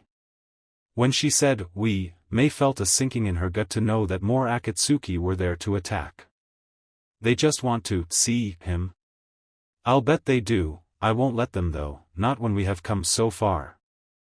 I won't let you see my husband, you are only here to take Kyubi from him and kill him for being a Jinchuriki. If you think you can walk into our village and do what you like, then you are dead wrong. Another voice spoke up, this time it was masculine and it came from Mei's front. Someone was in front of her on the street. She turned back to see not 1 but 6 figures, all wearing Akatsuki robes and having bright orange hair. All of them seemed to have piercings of some sort and had different hairstyles. One was even bald and his head was littered with spikes. Mei was disgusted by them all, but a creeping fear of her situation came to her upon her thoughts on tactics. Conan is right, we are not here to fight or disturb your weak village. We are here to see Naruto Uzumaki, Jinchuriki of the 9 tails. If you do not wish to reveal his location to us, we will find it ourselves. I cannot promise the lives of your villagers though if you will not comply. Mei was angered by his sheer audacity, making orders and threats when they were setting foot on restricted ground. It's 7 against 1, until the Umbu can wake up, I am on my own. Mei thought with gritted teeth as she readied herself. I won't let you take Naruto, you Akatsuki are all alike. Mei felt more presences appear around her and saw not only the 4 Umbu from before but what looked to be the entire corps arrive. They were led by the Umbu General, Ao. Upon feeling somewhat of a disturbance in the Shinobi district, Ao came to investigate with what men he could gather and saw that Akatsuki had arrived. He rallied them all together and made the decision to stand by Mei in the defense. You will have to go through us as well before you touch the Uzumaki. He bellowed out his challenge, leading the passive pain to sigh before readying himself for a pointless fight. Why can they not allow a god to do his work? These fools only waste my time. 000 Yuzu Island Mountain of Fire. Naruto was led to the top of the large mountain to find it wasn't a mountain at all, but a dormant volcano. To have no idea of its presence with its size must have meant that it was hidden somehow, no doubt by the lava monkeys. The leader walked over to the edge and waved for Naruto to come by him. He leaned over the edge and saw the magma. It was gently sloshing around, the occasional blast would bellow up and send some lava spittle up towards them. This is at Uzumaki-sama, the place where your training will be held. Of course you can see now why the training is so hazardous, but I assure you, it will make you stronger than ever before should you succeed. We will do everything in our power to help and guide you through the process. Naruto gulped as he looked at the hot magma but nodded nonetheless. If the monkeys thought he could do it, then he wouldn't want to disappoint them. Alright then, first we need to square away your village being without their leader for some time. This training is arduous and it is necessary for you to stay with us for possibly over a month. Yamusha noticed Naruto's face of dread and bowed in apology. I'm sorry Uzumaki-sama, believe me, if we could speed up the process or make it more convenient we would. Booty suppose the human metaphor, all good things take time, would fit best here. I hope you understand. Naruto did understand, he just wasn't sure if it was possible. I understand, upon my return I will do my best to work out the arrangements. The lava monkeys seemed pleased with this, their smile infectious. But would you please begin explaining to me the process, what are the steps to this training? Of course Uzumaki-sama, first we must begin with dash. A loud screech came to their ears and it caused Naruto to flinch in pain. The monkeys seemed to perk up and become serious again, their eyes glaring at some unforeseen threat. It seems our explanation will have to wait Uzumaki-sama, that was one of our lookouts. It means that there is an intruder in your village. Naruto's eyes widened in fear as he thought of his people in danger, possibly under attack. Who could it be? Akatsuki? Kiri? It doesn't matter, I have to go. Will you follow me? I would appreciate your strength at my side if we fight. The dozen or so primates nodded and Naruto led them down the slope, his speed faster than anything that could be foreseen. Please just wait for me to get there. Please be safe, May. 000 Land of T small town, Heedem fools. Did you really think you could defeat me? Sasuke said to the dozens of dead bodies surrounding him, laughing at them even after their death. He stabbed through one shinobi's chest, piercing his body and stabbing far into the ground. He stopped moving after Sasuke pulled out his blade and the boy shucked the blood off of the blade. He surveyed his handiwork one more time before walking over to his prize. His objective, given to him by Madara, was to capture the six tails. He was given free rein on how to get it though, something that pleased him greatly. The last known place of the wanderer was the land of T, as the man was a missing nin from Kiri. Madara had the latest updates from the unaware tracking squad sent after him. Sasuke walked over the bodies of a Kiri Umbu hunter squad, struck down by his blade because they were in his way. The other bodies were a collection of white and brown vests, Kumo and Iwa shinobi alike. Because of the alliance, both countries had sent a sizable force to work together and take the six tails into custody. Sasuke easily tracked their large force and they lead him right to the Jinchuriki. He allowed them to talk for a time and then got bored. When he got bored, he attacked the 24 or so shinobi force and completely destroyed them. He was even able to defeat the Jinchuriki with little problems. Sasuke picked up Utakata and flung him roughly over his shoulder, having had enough of his chase and the country it was in. He was fine with doing Madara's dirty work, as long as it gave him more power to strike down Naruto and Konoha. That was all he desired. Someday soon Naruto, you and I will meet. This time though, my power will surpass even Madara's and I will kill you both. I will be the master of the Uchiha clan, I will be the last man standing. I will take everything from you and then I will strike you down when you are begging to die. Naruto was running, he was practically punishing his legs to gain speed. From what the monkeys told him, there was an intruder inside his village and he wasn't there to stop them. What about May? What about the civilians? He didn't have time to think, only to run. I'm never going to get there in time, I'll have to use Hiration. He swatted another branch out of his way and turned to look over his shoulders. The red fur of the primates behind him was easy to spot and he was glad to see they were keeping up. There was no way they could continue as they were and get there in time, so he devised a new plan. I'm going on ahead, I'll summon you when I arrive. He didn't wait for them to acknowledge the order when he disappeared in a flash of gold. I won't let things turn out the way they did with Konohathi's time. I'll stop them.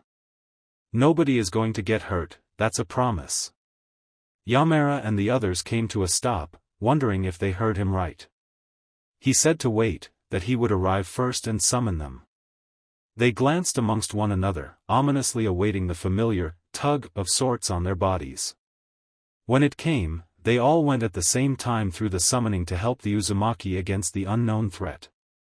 Things were not as simple as they had first assumed though, as they would soon find out upon their arrival. 000 Uzumaki Shinobi District May stiffened her form and tightened her grip on the two scimitars in her hands, the curved handles with leather grips fitting comfortably in her hands. The ANBU around her shifted uncomfortably with the enemy's strange stance. He had his two arms up with his palms open and facing them. The other Akatsuki made sure to step back behind him before he unleashed his assault. Conan eyed him wearily. Nagatoyo can't really be thinking of using that jutsu so soon. Especially when we aren't even supposed to fight. Why can't these people just move? His chakra is building up in a small sphere around him. He is preparing a technique. Ao shouted out. His hidden Byakugan was tensely observing the stoic pain as he prepared for his Shinra Tensei. We have to stop him. Don't let him use that technique. He could damage the city. A few ANBU leaped out of the crowd towards the center pane, his eyes narrowed at the untimely arrivals. I'm almost there, just a little more time. He thought as the Azura path moved in front of him and swatted two of the ANBU away with his arms, and the last one was to be impaled on the blade attached to his back. The path smirked as his inertia was going to send him right into the woman, making her unable to dodge. Sujihara gasped as she saw the man's trajectory and attempted to angle her body to avoid a fatal hit to her torso. It was useless though, he had aimed at her perfectly and it was all over. May gasped and the other ANBU watched in horror as the man impacted her, sending out fluids everywhere. Then they noticed it, the fluid was white and puffy. The Azura path scowled as it slid to a stop and checked its blade to find a large log impaled on it instead. Twisting its head around, it found purchase on the roof of a building. A tall blond man in a Jonin uniform was holding the woman in his arms. He was glaring at the Akatsuki member with nothing but hate reserved for his sight. Is that the Nine Tails? It questioned quietly, and the other pains automatically homed in on where he was looking to observe the new prey. It was too late though, for the woman was already laying safe on the roof and all that was left of the man was a bit of dust kicked up. May's heart fluttered at the sight of him, but then her stomach sunk when she realized that he was playing right into their hands. Ao, despite the desperate situation, was smirking underneath his mask, a true testament to the Uzukage's ability to be able to arrive so quickly and simultaneously rescue the ANBU. I bet he could take all 7 of these guys down without us having to do a damn thing. Ah well, guess with us here it'll just be quicker. The 2 ANBU that were kicked had been sent into buildings on either side of the street. They were just beginning to climb out when a yellow flash appeared next to the Azura path and sent it flying into a building, shaking the foundation and almost collapsing in on itself. As soon as Naruto steadied himself from the kick, he had already bitten his thumb and was going through hand signs. For seconds since I arrived, gotta time this just right. He slammed his hand onto the ground, meaning the arrival of a summon was imminent. The familiar pop of smoke appearing was heard, but one had to look up to see the summons. At least a dozen lava monkeys stood on the rooftops of the buildings on either side of the crowded street. They were looking down on the Akatsuki with heavy glares as they immediately knew who the intruders were. Many of the ANBU switched between watching the Uzukage and the summons, unsure of what either would do next. Naruto. Get out of here, they are after the Kyubi. You don't know. May tried to stop him, but it was too late as a large lava wall was suddenly erected between the Yuzu forces and their Kage. Naruto gave a faint smile to the warning as he stared at the ground in front of the Akatsuki. He appreciated his wife's concern, but this was his battle. He wouldn't let the villagers get hurt because of what was inside of him. He would deal with the intruders himself. The main path, Deva, slowly lowered its arms and the chakra used for Shinra Tensei disappeared. His ringed purple eyes bore into Naruto's blue ones and he opened his mouth to speak. Naruto Uzumaki, I have waited a very long time to see you. He said, The monotone voice somewhat unnerved Naruto, but he had to remind himself that these were the ones who killed Jiraiya. I can't underestimate them, and I can't say I'm not worried about the numbers. 7 against 1, this is gonna be a stretch. If you came looking for my tailed beast, sorry, but he's staying in my gut for a long time. You're just going to have to leave now, I won't tolerate your presence here. Naruto warned. He wasn't in the mood to deal with them after they had trespassed in his village. Deva didn't seem intimidated in the least, rather his straight face remained as he continued to speak his cryptic words. Nagato was not far from where they were, it would be a short run there if it came to that, if not, they could always drag the Jinchuriki there and make him listen. We are here to negotiate, not capture. Naruto's eyes widened at the offer, a diplomatic solution? It seemed too good to be true. No way is this guy being serious. Go through all this trouble to get here and all he wanted to do is talk.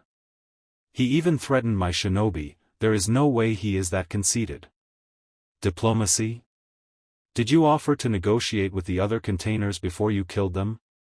Huh? He spat out his words with venom, feeling the fiery vengeance, thinking of Rashi, the Four Tails container. Pain thought of his words and realized something. The boy had tasted pain before. He had felt it and savored it within his heart, waiting to exploit it and take revenge. A curve came to the usually stoic face of Deva, his thoughts on humans rang true even with the supposedly pure ones. You were also Jiraiya-sama's pupil for a time, were you not? As we were both once pupils of him, you should understand that everything I do I only do to find peace. Our methods may differ, but the end result is the end of suffering in the world. Naruto's eyes widened upon hearing that the man in front of him, Jiraiya's killer, was in fact once a pupil of his. You were his pupil? How could you kill him, in cold blood? Pain shrugged, bringing Naruto's anger to boil again.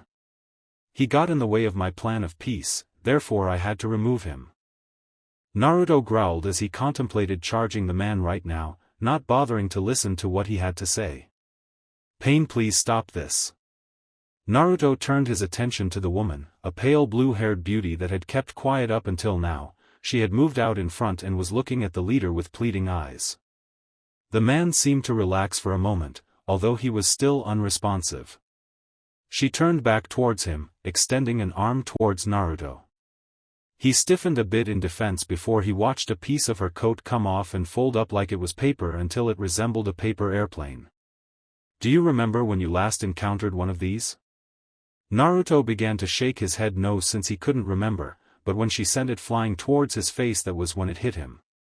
It's the same one I found that night all those months ago. It gave me some sort of spoken message. Wait a second, her voice sounds familiar, could she be the same one? That was you, wasn't it? You were trying to tell me about seeing me another time or something, right? Conan nodded, bringing her airplane back and folding it back to her body. Contrary to what your shinobi believe, we really only came here to talk. We no longer associate ourselves with Akatsuki, so to speak. Pain just has trouble articulating his point in a specific manner. Naruto nodded, not in agreement but just to get her to keep talking since he still wasn't buying it. You see, we wished to speak to you about Dash. She was interrupted by the louder, masculine voice of the Deva Path which was glaring at her. Quiet, Conan, this is not the place to reveal all. Naruto Uzumaki, come with us so that you may see me, the real me. Naruto didn't understand what he meant but saw little choice in the matter. If anything, it would draw the Akatsuki away from the village and allow them to prepare. I'll be right back, I promise. 000 Uzumaki Shinobi District. As Naruto disappeared from the scene, the lava wall slowly crumbled. The forces on the other side were surprised to find that the Akatsuki were gone, along with Naruto. Mei's heart sunk to an all-time low and she found it hard to breathe. Tears threatened to well up in her eyes as she fell to her knees in pure shock and grief over the situation. Her husband, the Uzumaki, had just been taken by Akatsuki. Oh my god, I can't believe you just let them go. Naruto, what happened? We gotta go after them. They took the Uzumaki, we have to go. They won't get away with this. A bellowing roar interrupted their protest and everyone looked for its source. They found it in Yamera, the generally polite and calm lava monkey. He was disappointed in the humans before him. They were fretting over their Uzumaki without knowing the full details. You should all calm down, the Uzumaki went with them willingly. They are not here to take him, only to talk. A general look of surprise came over their faces as they scrambled to find out where the Uzumaki had gone. He shouldn't have gone alone, it could have been a trap. Ao scowled at the thought that Naruto would be so reckless and trusting. Another part of him wanted to believe he knew what he was doing. I suggest you all return to your posts, the Uzumaki will be back soon. We will see to his safety personally. The lava monkey leader, Yamusha, warned the shinobi before he led his group back into the deep forest foliage of the jungle. Mei was gently picked up by a few Anbu, still in shock and having trouble breathing to move well on her own. The hurricanes had already been dispatched to the Uzukage's residence to protect Rashi upon the news of Akatsuki and were waiting for her to arrive. Ao watched as they took the frightened woman away, surprised by how the once independent Mizukage could become so weak knowing her husband was in danger. He smiled and thought. She must really love him, there wasn't a man in Kiri that could have made her act that way. Guess Naruto was a blessing from Konoha after all. He looked around to find the Anbu waiting around for orders. Some looking at him while others were talking amongst themselves. The Anbu general cleared his throat to get their attention and began issuing his orders. We are going to trust the Uzumaki on this one. Double the guard postings along the village's border and the rest disperse to your assigned guard posts. These Akatsuki may be friendly, but that doesn't mean we are out of trouble. Ao made his way to the Uzumaki tower to assert his position as temporary leader until Naruto returned, hoping the best for his leader and friend. Chojuro nodded in affirmation to Ao's orders and jumped away towards the gate with his squad. He felt very bad for Mei, his heart ached to see her in so much pain. Naruto had gotten to her first before he could admit his feelings, but knowing the innocent boy and their Uzumaki genes, Chojuro gladly gave up on his crush. Everything he had seen the two do so far just furthered his point of knowing they loved one another and he would do whatever it took to preserve their dreams of peace, no matter what the future held for him. Sugihara had recovered quickly after the Uzumaki had rescued her, again. While she hated to make it a habit, it still warmed her heart to know the Uzumaki had rescued her so many times. It furthered her own strength and drive to succeed and do her best for her leader and nation. After she received the general's orders, Sugihara led her squad to their original guard post, the northwestern wall section. While the events that happened in the Shinobi district were well contained, a few Yuzu shinobi had noticed the events unfold. For the most they were surprised and concerned with the sudden appearance of Akatsuki but trusted their leader to be safe. The main force of Yuzu's shinobi corps was still at home as missions were still a rarity due to their low notoriety. A few of Naruto's more favored squads were outside of the village and on missions assigned to them by the civilian arm of Yuzu's government. But even if the shinobi economy was slow to start, the hard-working civilians of Yuzu were able to create and export numerous materials and a few products, thanks in no small part to Yuzu's rare natural resources. Things were looking up for Yuzu while for the rest of the world, things were only falling farther into darkness. 000 Konohagakure underground cells. Kakashi was sitting right where they left him, right in the middle of a dirty cell dozens of feet underground. He was still locked in the tight straitjacket and his Sharingan was locked away for good, giving him little ability to move around or see anything. It was dark, the only light source was the few candles outside of his cell that allowed him to assess his dreary surroundings with his one eye. All in all, Kakashi wasn't having a good time in jail. Why don't they just kill me and get it over with?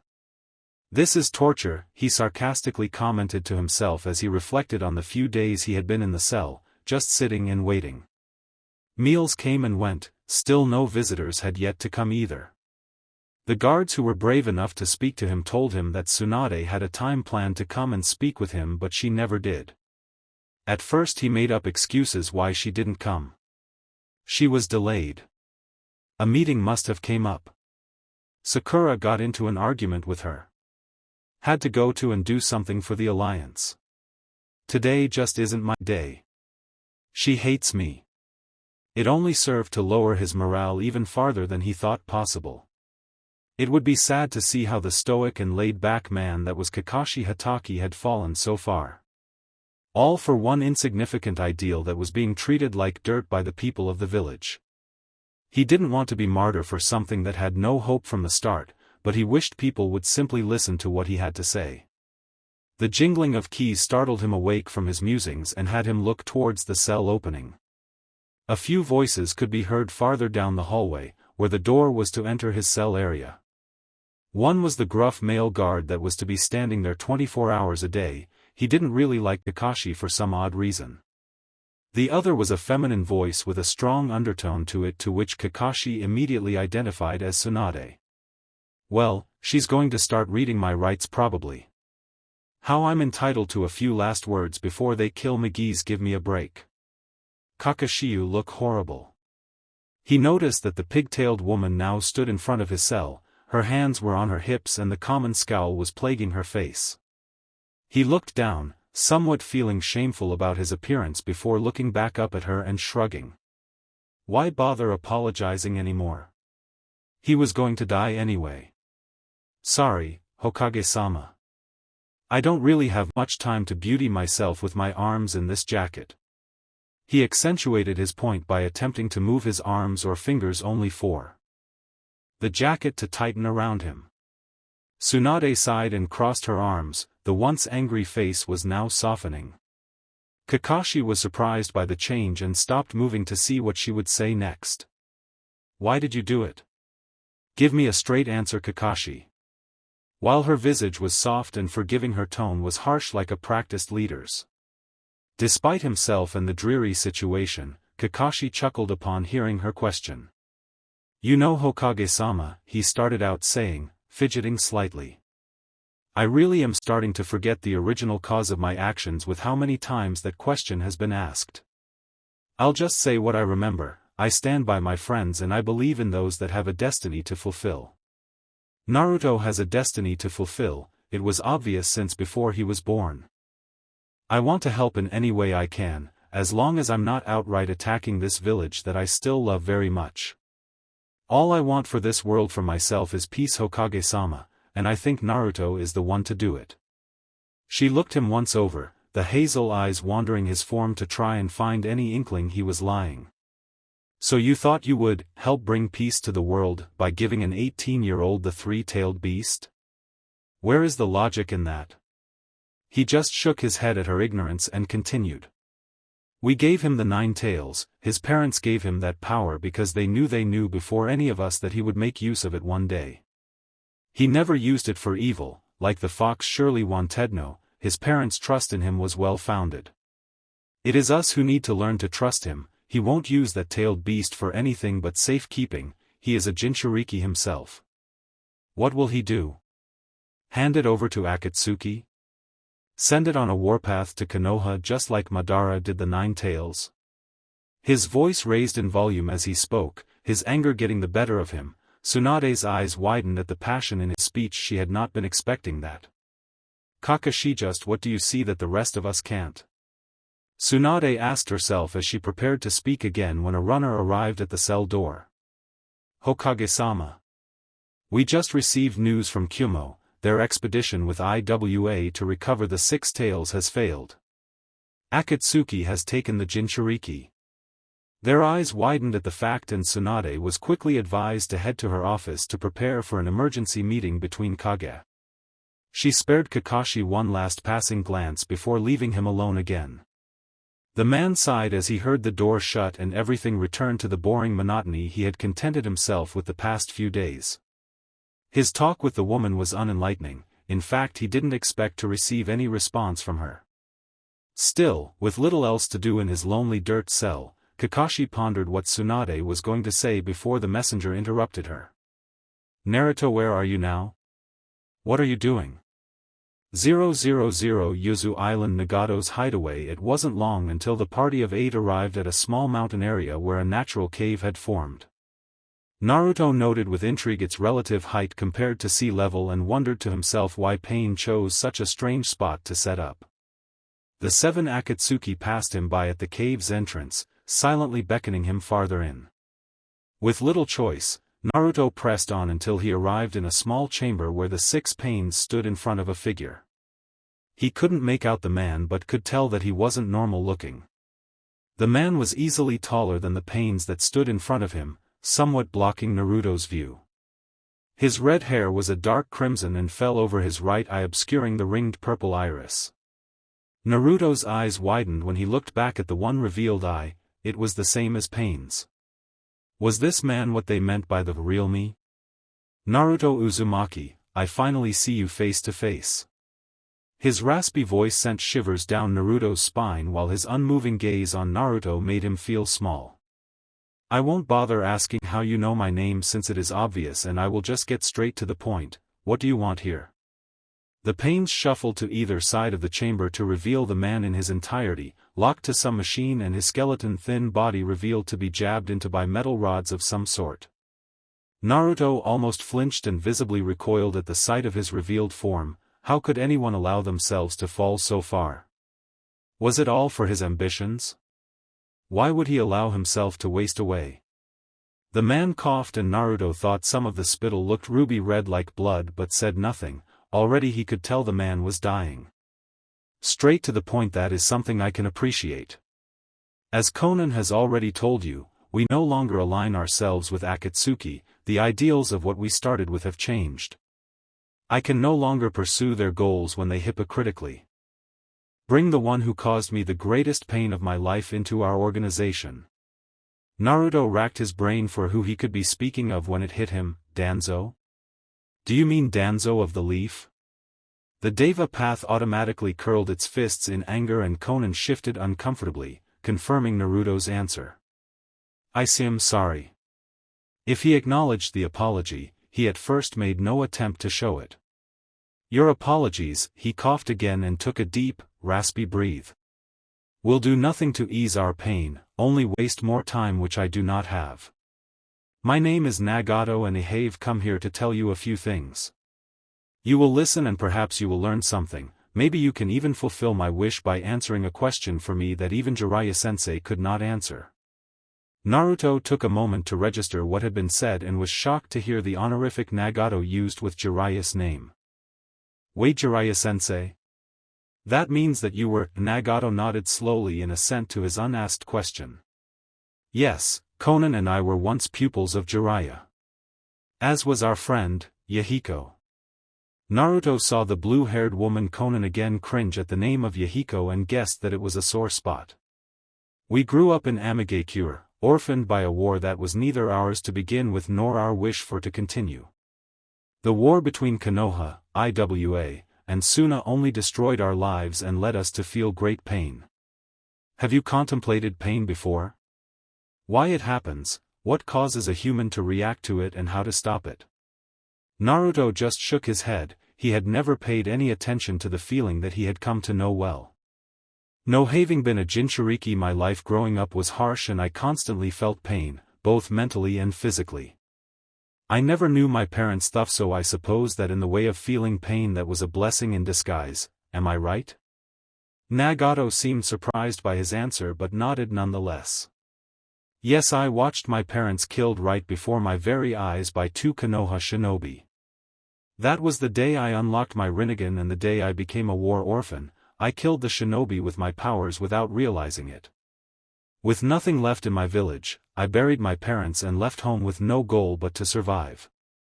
I stumbled around for days with nothing but a raincoat and supplies taken from home. I even came across a dog that I at first found as a nuisance but soon found a companion in. When I ran out of food, I felt as though there was nothing left to do but die as I collapsed onto the muddy ground in the rain. That was when Konan found Methat, was when I met my first friends. Naruto glanced towards the woman to find her staring at Naruto, gauging his reaction. Yahiko was a great dreamer. He had hopes for the world that I first thought unattainable. He wanted to stop the war, just like we all did, but his dreams did not stop there. To stop the war, he believed it was necessary to become God and rule the world, and as we traveled together I began to believe it too. One day, we were stumbling through a rocky crevice when a rain of explosive tags hit near us and scattered our party. My dog unfortunately was hit and killed, and we found the combatants to be none other than the legendary Sannin versus the Tyrant of Aim, Hanzo. Naruto was surprised to hear of this. Realization dawned on him as he realized that the war was the second great Shinobi War. We waited until after the battle to approach the three. Yahiko of course went first. I warned him, told him not to trust Konoha Shinobi, but he said we had little choice. The Pale One, Orochimaru, at first threatened to kill us. He spoke of it as ending our pitiful suffering. Jiraiya was the one to support us though and promised to stay with us for a while, saying it was the least he could do. With that in mind, we soon became a family and lived together in a modest home. It was one of the few times I actually had felt happy, in the right place. Naruto continued to listen to the man's past, the history of his pain. Nagato took a moment to breathe before continuing, his voice becoming strong again. After Yahiko was threatened by a shinobi and almost killed, Jiraiya-sensei taught us ninjutsu. All three of us excelled at it, and it was not long before he felt it was time for him to go. In the process of living with us, our master had been writing a book. It was called The Tale of the Utterly Gutsy Shinobi, and it was our teacher's attempt at explaining the endless cycle of hatred and a way to stop it. He never completed it, but I thought maybe I could be the one in the book and be the one to finish the final chapter. After he left, we began to gather a group of followers with similar ideals of peace. We were the AIM gang. Naruto immediately recognized the book Nagato spoke of, actually having a copy of it in his Yuzu home's library. He dared not to interrupt the man as he continued to tell his life story. With rising power brought enemies and suspicion, the major one being Hanzo. He was a paranoid man, frightful of any who seemed close to wresting control away from him. When he found out about our group's rising popularity, he had no choice but to recognize us. While he extended a hand to shake in peace, he brought outside help, Konoha's root forces, to help him destroy us. He promised to seek peace, even allowing Yahiko to be the lead ambassador in the talks with the major nations. We were to meet at a designated time the next day, only of which Yahiko and I could go to.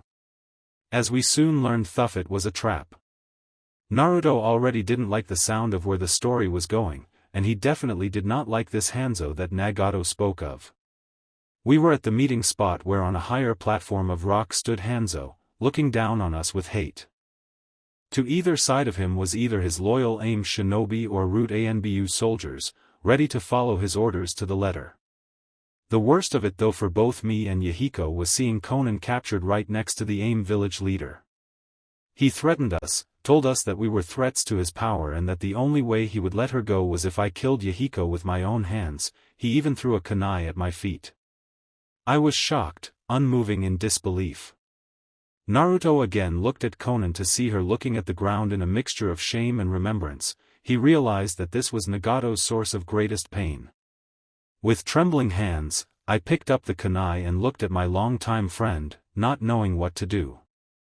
When I looked into his eyes, I could see a fiery determination only Yahiko, a born leader, could possess.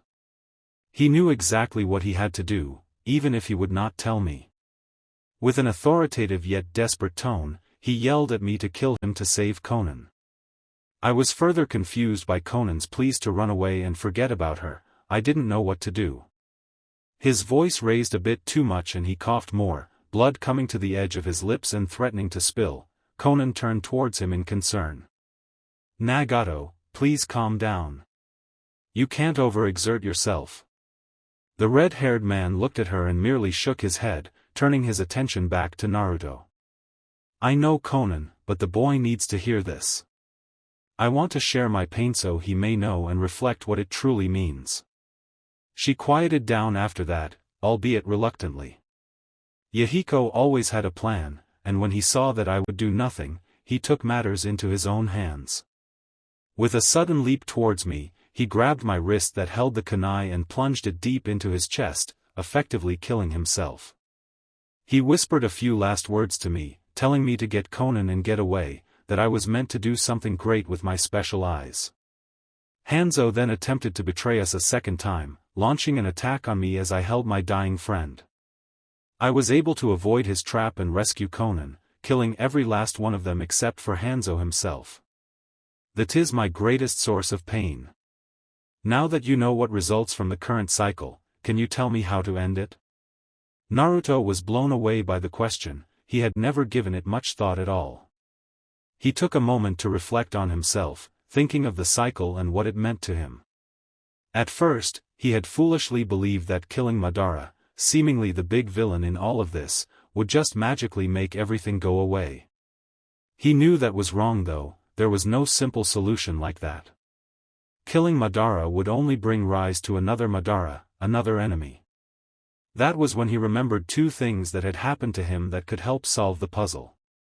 He remembered the strange encounter he had with the vault room within his estate. The answer over war was love. Love came with understanding and understanding led to acceptance. The second was the name of the main character of the novel both Nagato and Naruto had read. It was his name, Naruto. Before I answer, may I guess yours? Nagato was surprised that the boy had even come up with one in such a short amount of time but nodded anyways. You believe that through inflicting pain on the world, they will come to fear it and do away with anything that leads to death or loss. Nagato nodded, although he wasn't too impressed with how obvious it was. His moniker was Pain. My answer is that I will be the one to break the cycle. The name of the main character of Jiraiya's book, what was it? Nagato thought for a moment before realization came to him. The word was whispered from his mouth with uncertainty, as if it was a fact he had overlooked. Naruto, he nodded and continued on. Jiraiya said that it was up to one of his apprentices to find the cycle of hate and end it.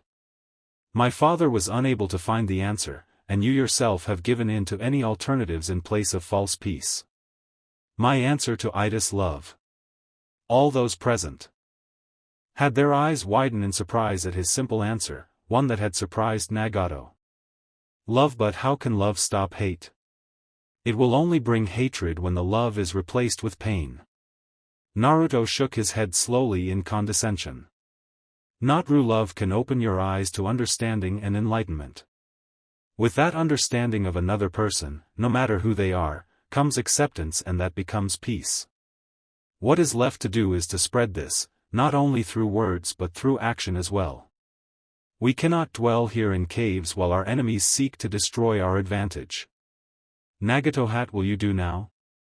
As the tables were turned on him by the blonde Kage in front of him, Nagato could only stutter in response. 000 Kirigakure gates, it is time. I will finally have my time, my revenge. There is no more Jinchuriki, no Uzumaki, no Senju to get in my way. Today, I will finally crush the leaf with my own power. Madara stood at the gates of the city that had once been his, now once again under his command. Dozens of shinobi stood by in attention while Sasuke himself stood side by side with Madara, his Sharingan eyes glowing red in the dark misty rain. The dozens of shinobi were not for a war, they would be annihilated in an instant. No, they were to carry Madara's real forces to the battlefield. For pots of varying sizes were on carts that were being towed by the shinobi. It was not that they were particularly large or heavy, it was the contents that made Madara nervously excited. Four-tailed beasts were contained in the pots, ready for transport and covered in seals to prevent them from escaping until the final moment he was ready to begin his conquest of the land of fire. I will finally have my revenge. It is a wonderful day, Sasuke. Has Danzo done as I asked? The boy turned and glared at his master, nodding with a defiant look on his face. Yeah, he has sent his men to delay the Kage at their summit. Konoha will be defenseless when we strike. Madara chuckled. It turned into an evil cackle quickly as he couldn't control the butterflies in his stomach just thinking of the destruction he would wreak upon his old home. Good, he purred out, his Sharingan twirled in excitement. Do you remember your orders? At this Sasuke smirked, hefting his sword and idly feeling the sharpened tip with his wandering fingers. Keep the Uzumaki busy, of course I do. The masked man looked at his apprentice with a hidden smirk, one that could not be seen by the boy. Good Sasuke, make sure that Naruto Uzumaki or his people do not interfere with Konoha. They defeated me once as I defeated them. I will not allow them to take another victory. By any means necessary, you will break Naruto, do you understand? The rain ran down Sasuke's smirking face and Madara saw the undying look of pure happiness on the boy's visage, making him wonder if the boy had gone insane. I will make him beg to die as I butcher his family in front of his eyes. With my powerful eyes and Uchiha blood, nothing can stop me. Ha ha ha ha ha. Madara nodded and sent the boy off, hoping he would provide a good distraction. This is your only use to me, Sasuke, as a mere puppet under my control.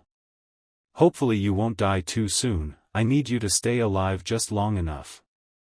Madara looked over his shoulder and waved for the men to follow him towards the docks. It was time to begin the Fourth Shinobi War.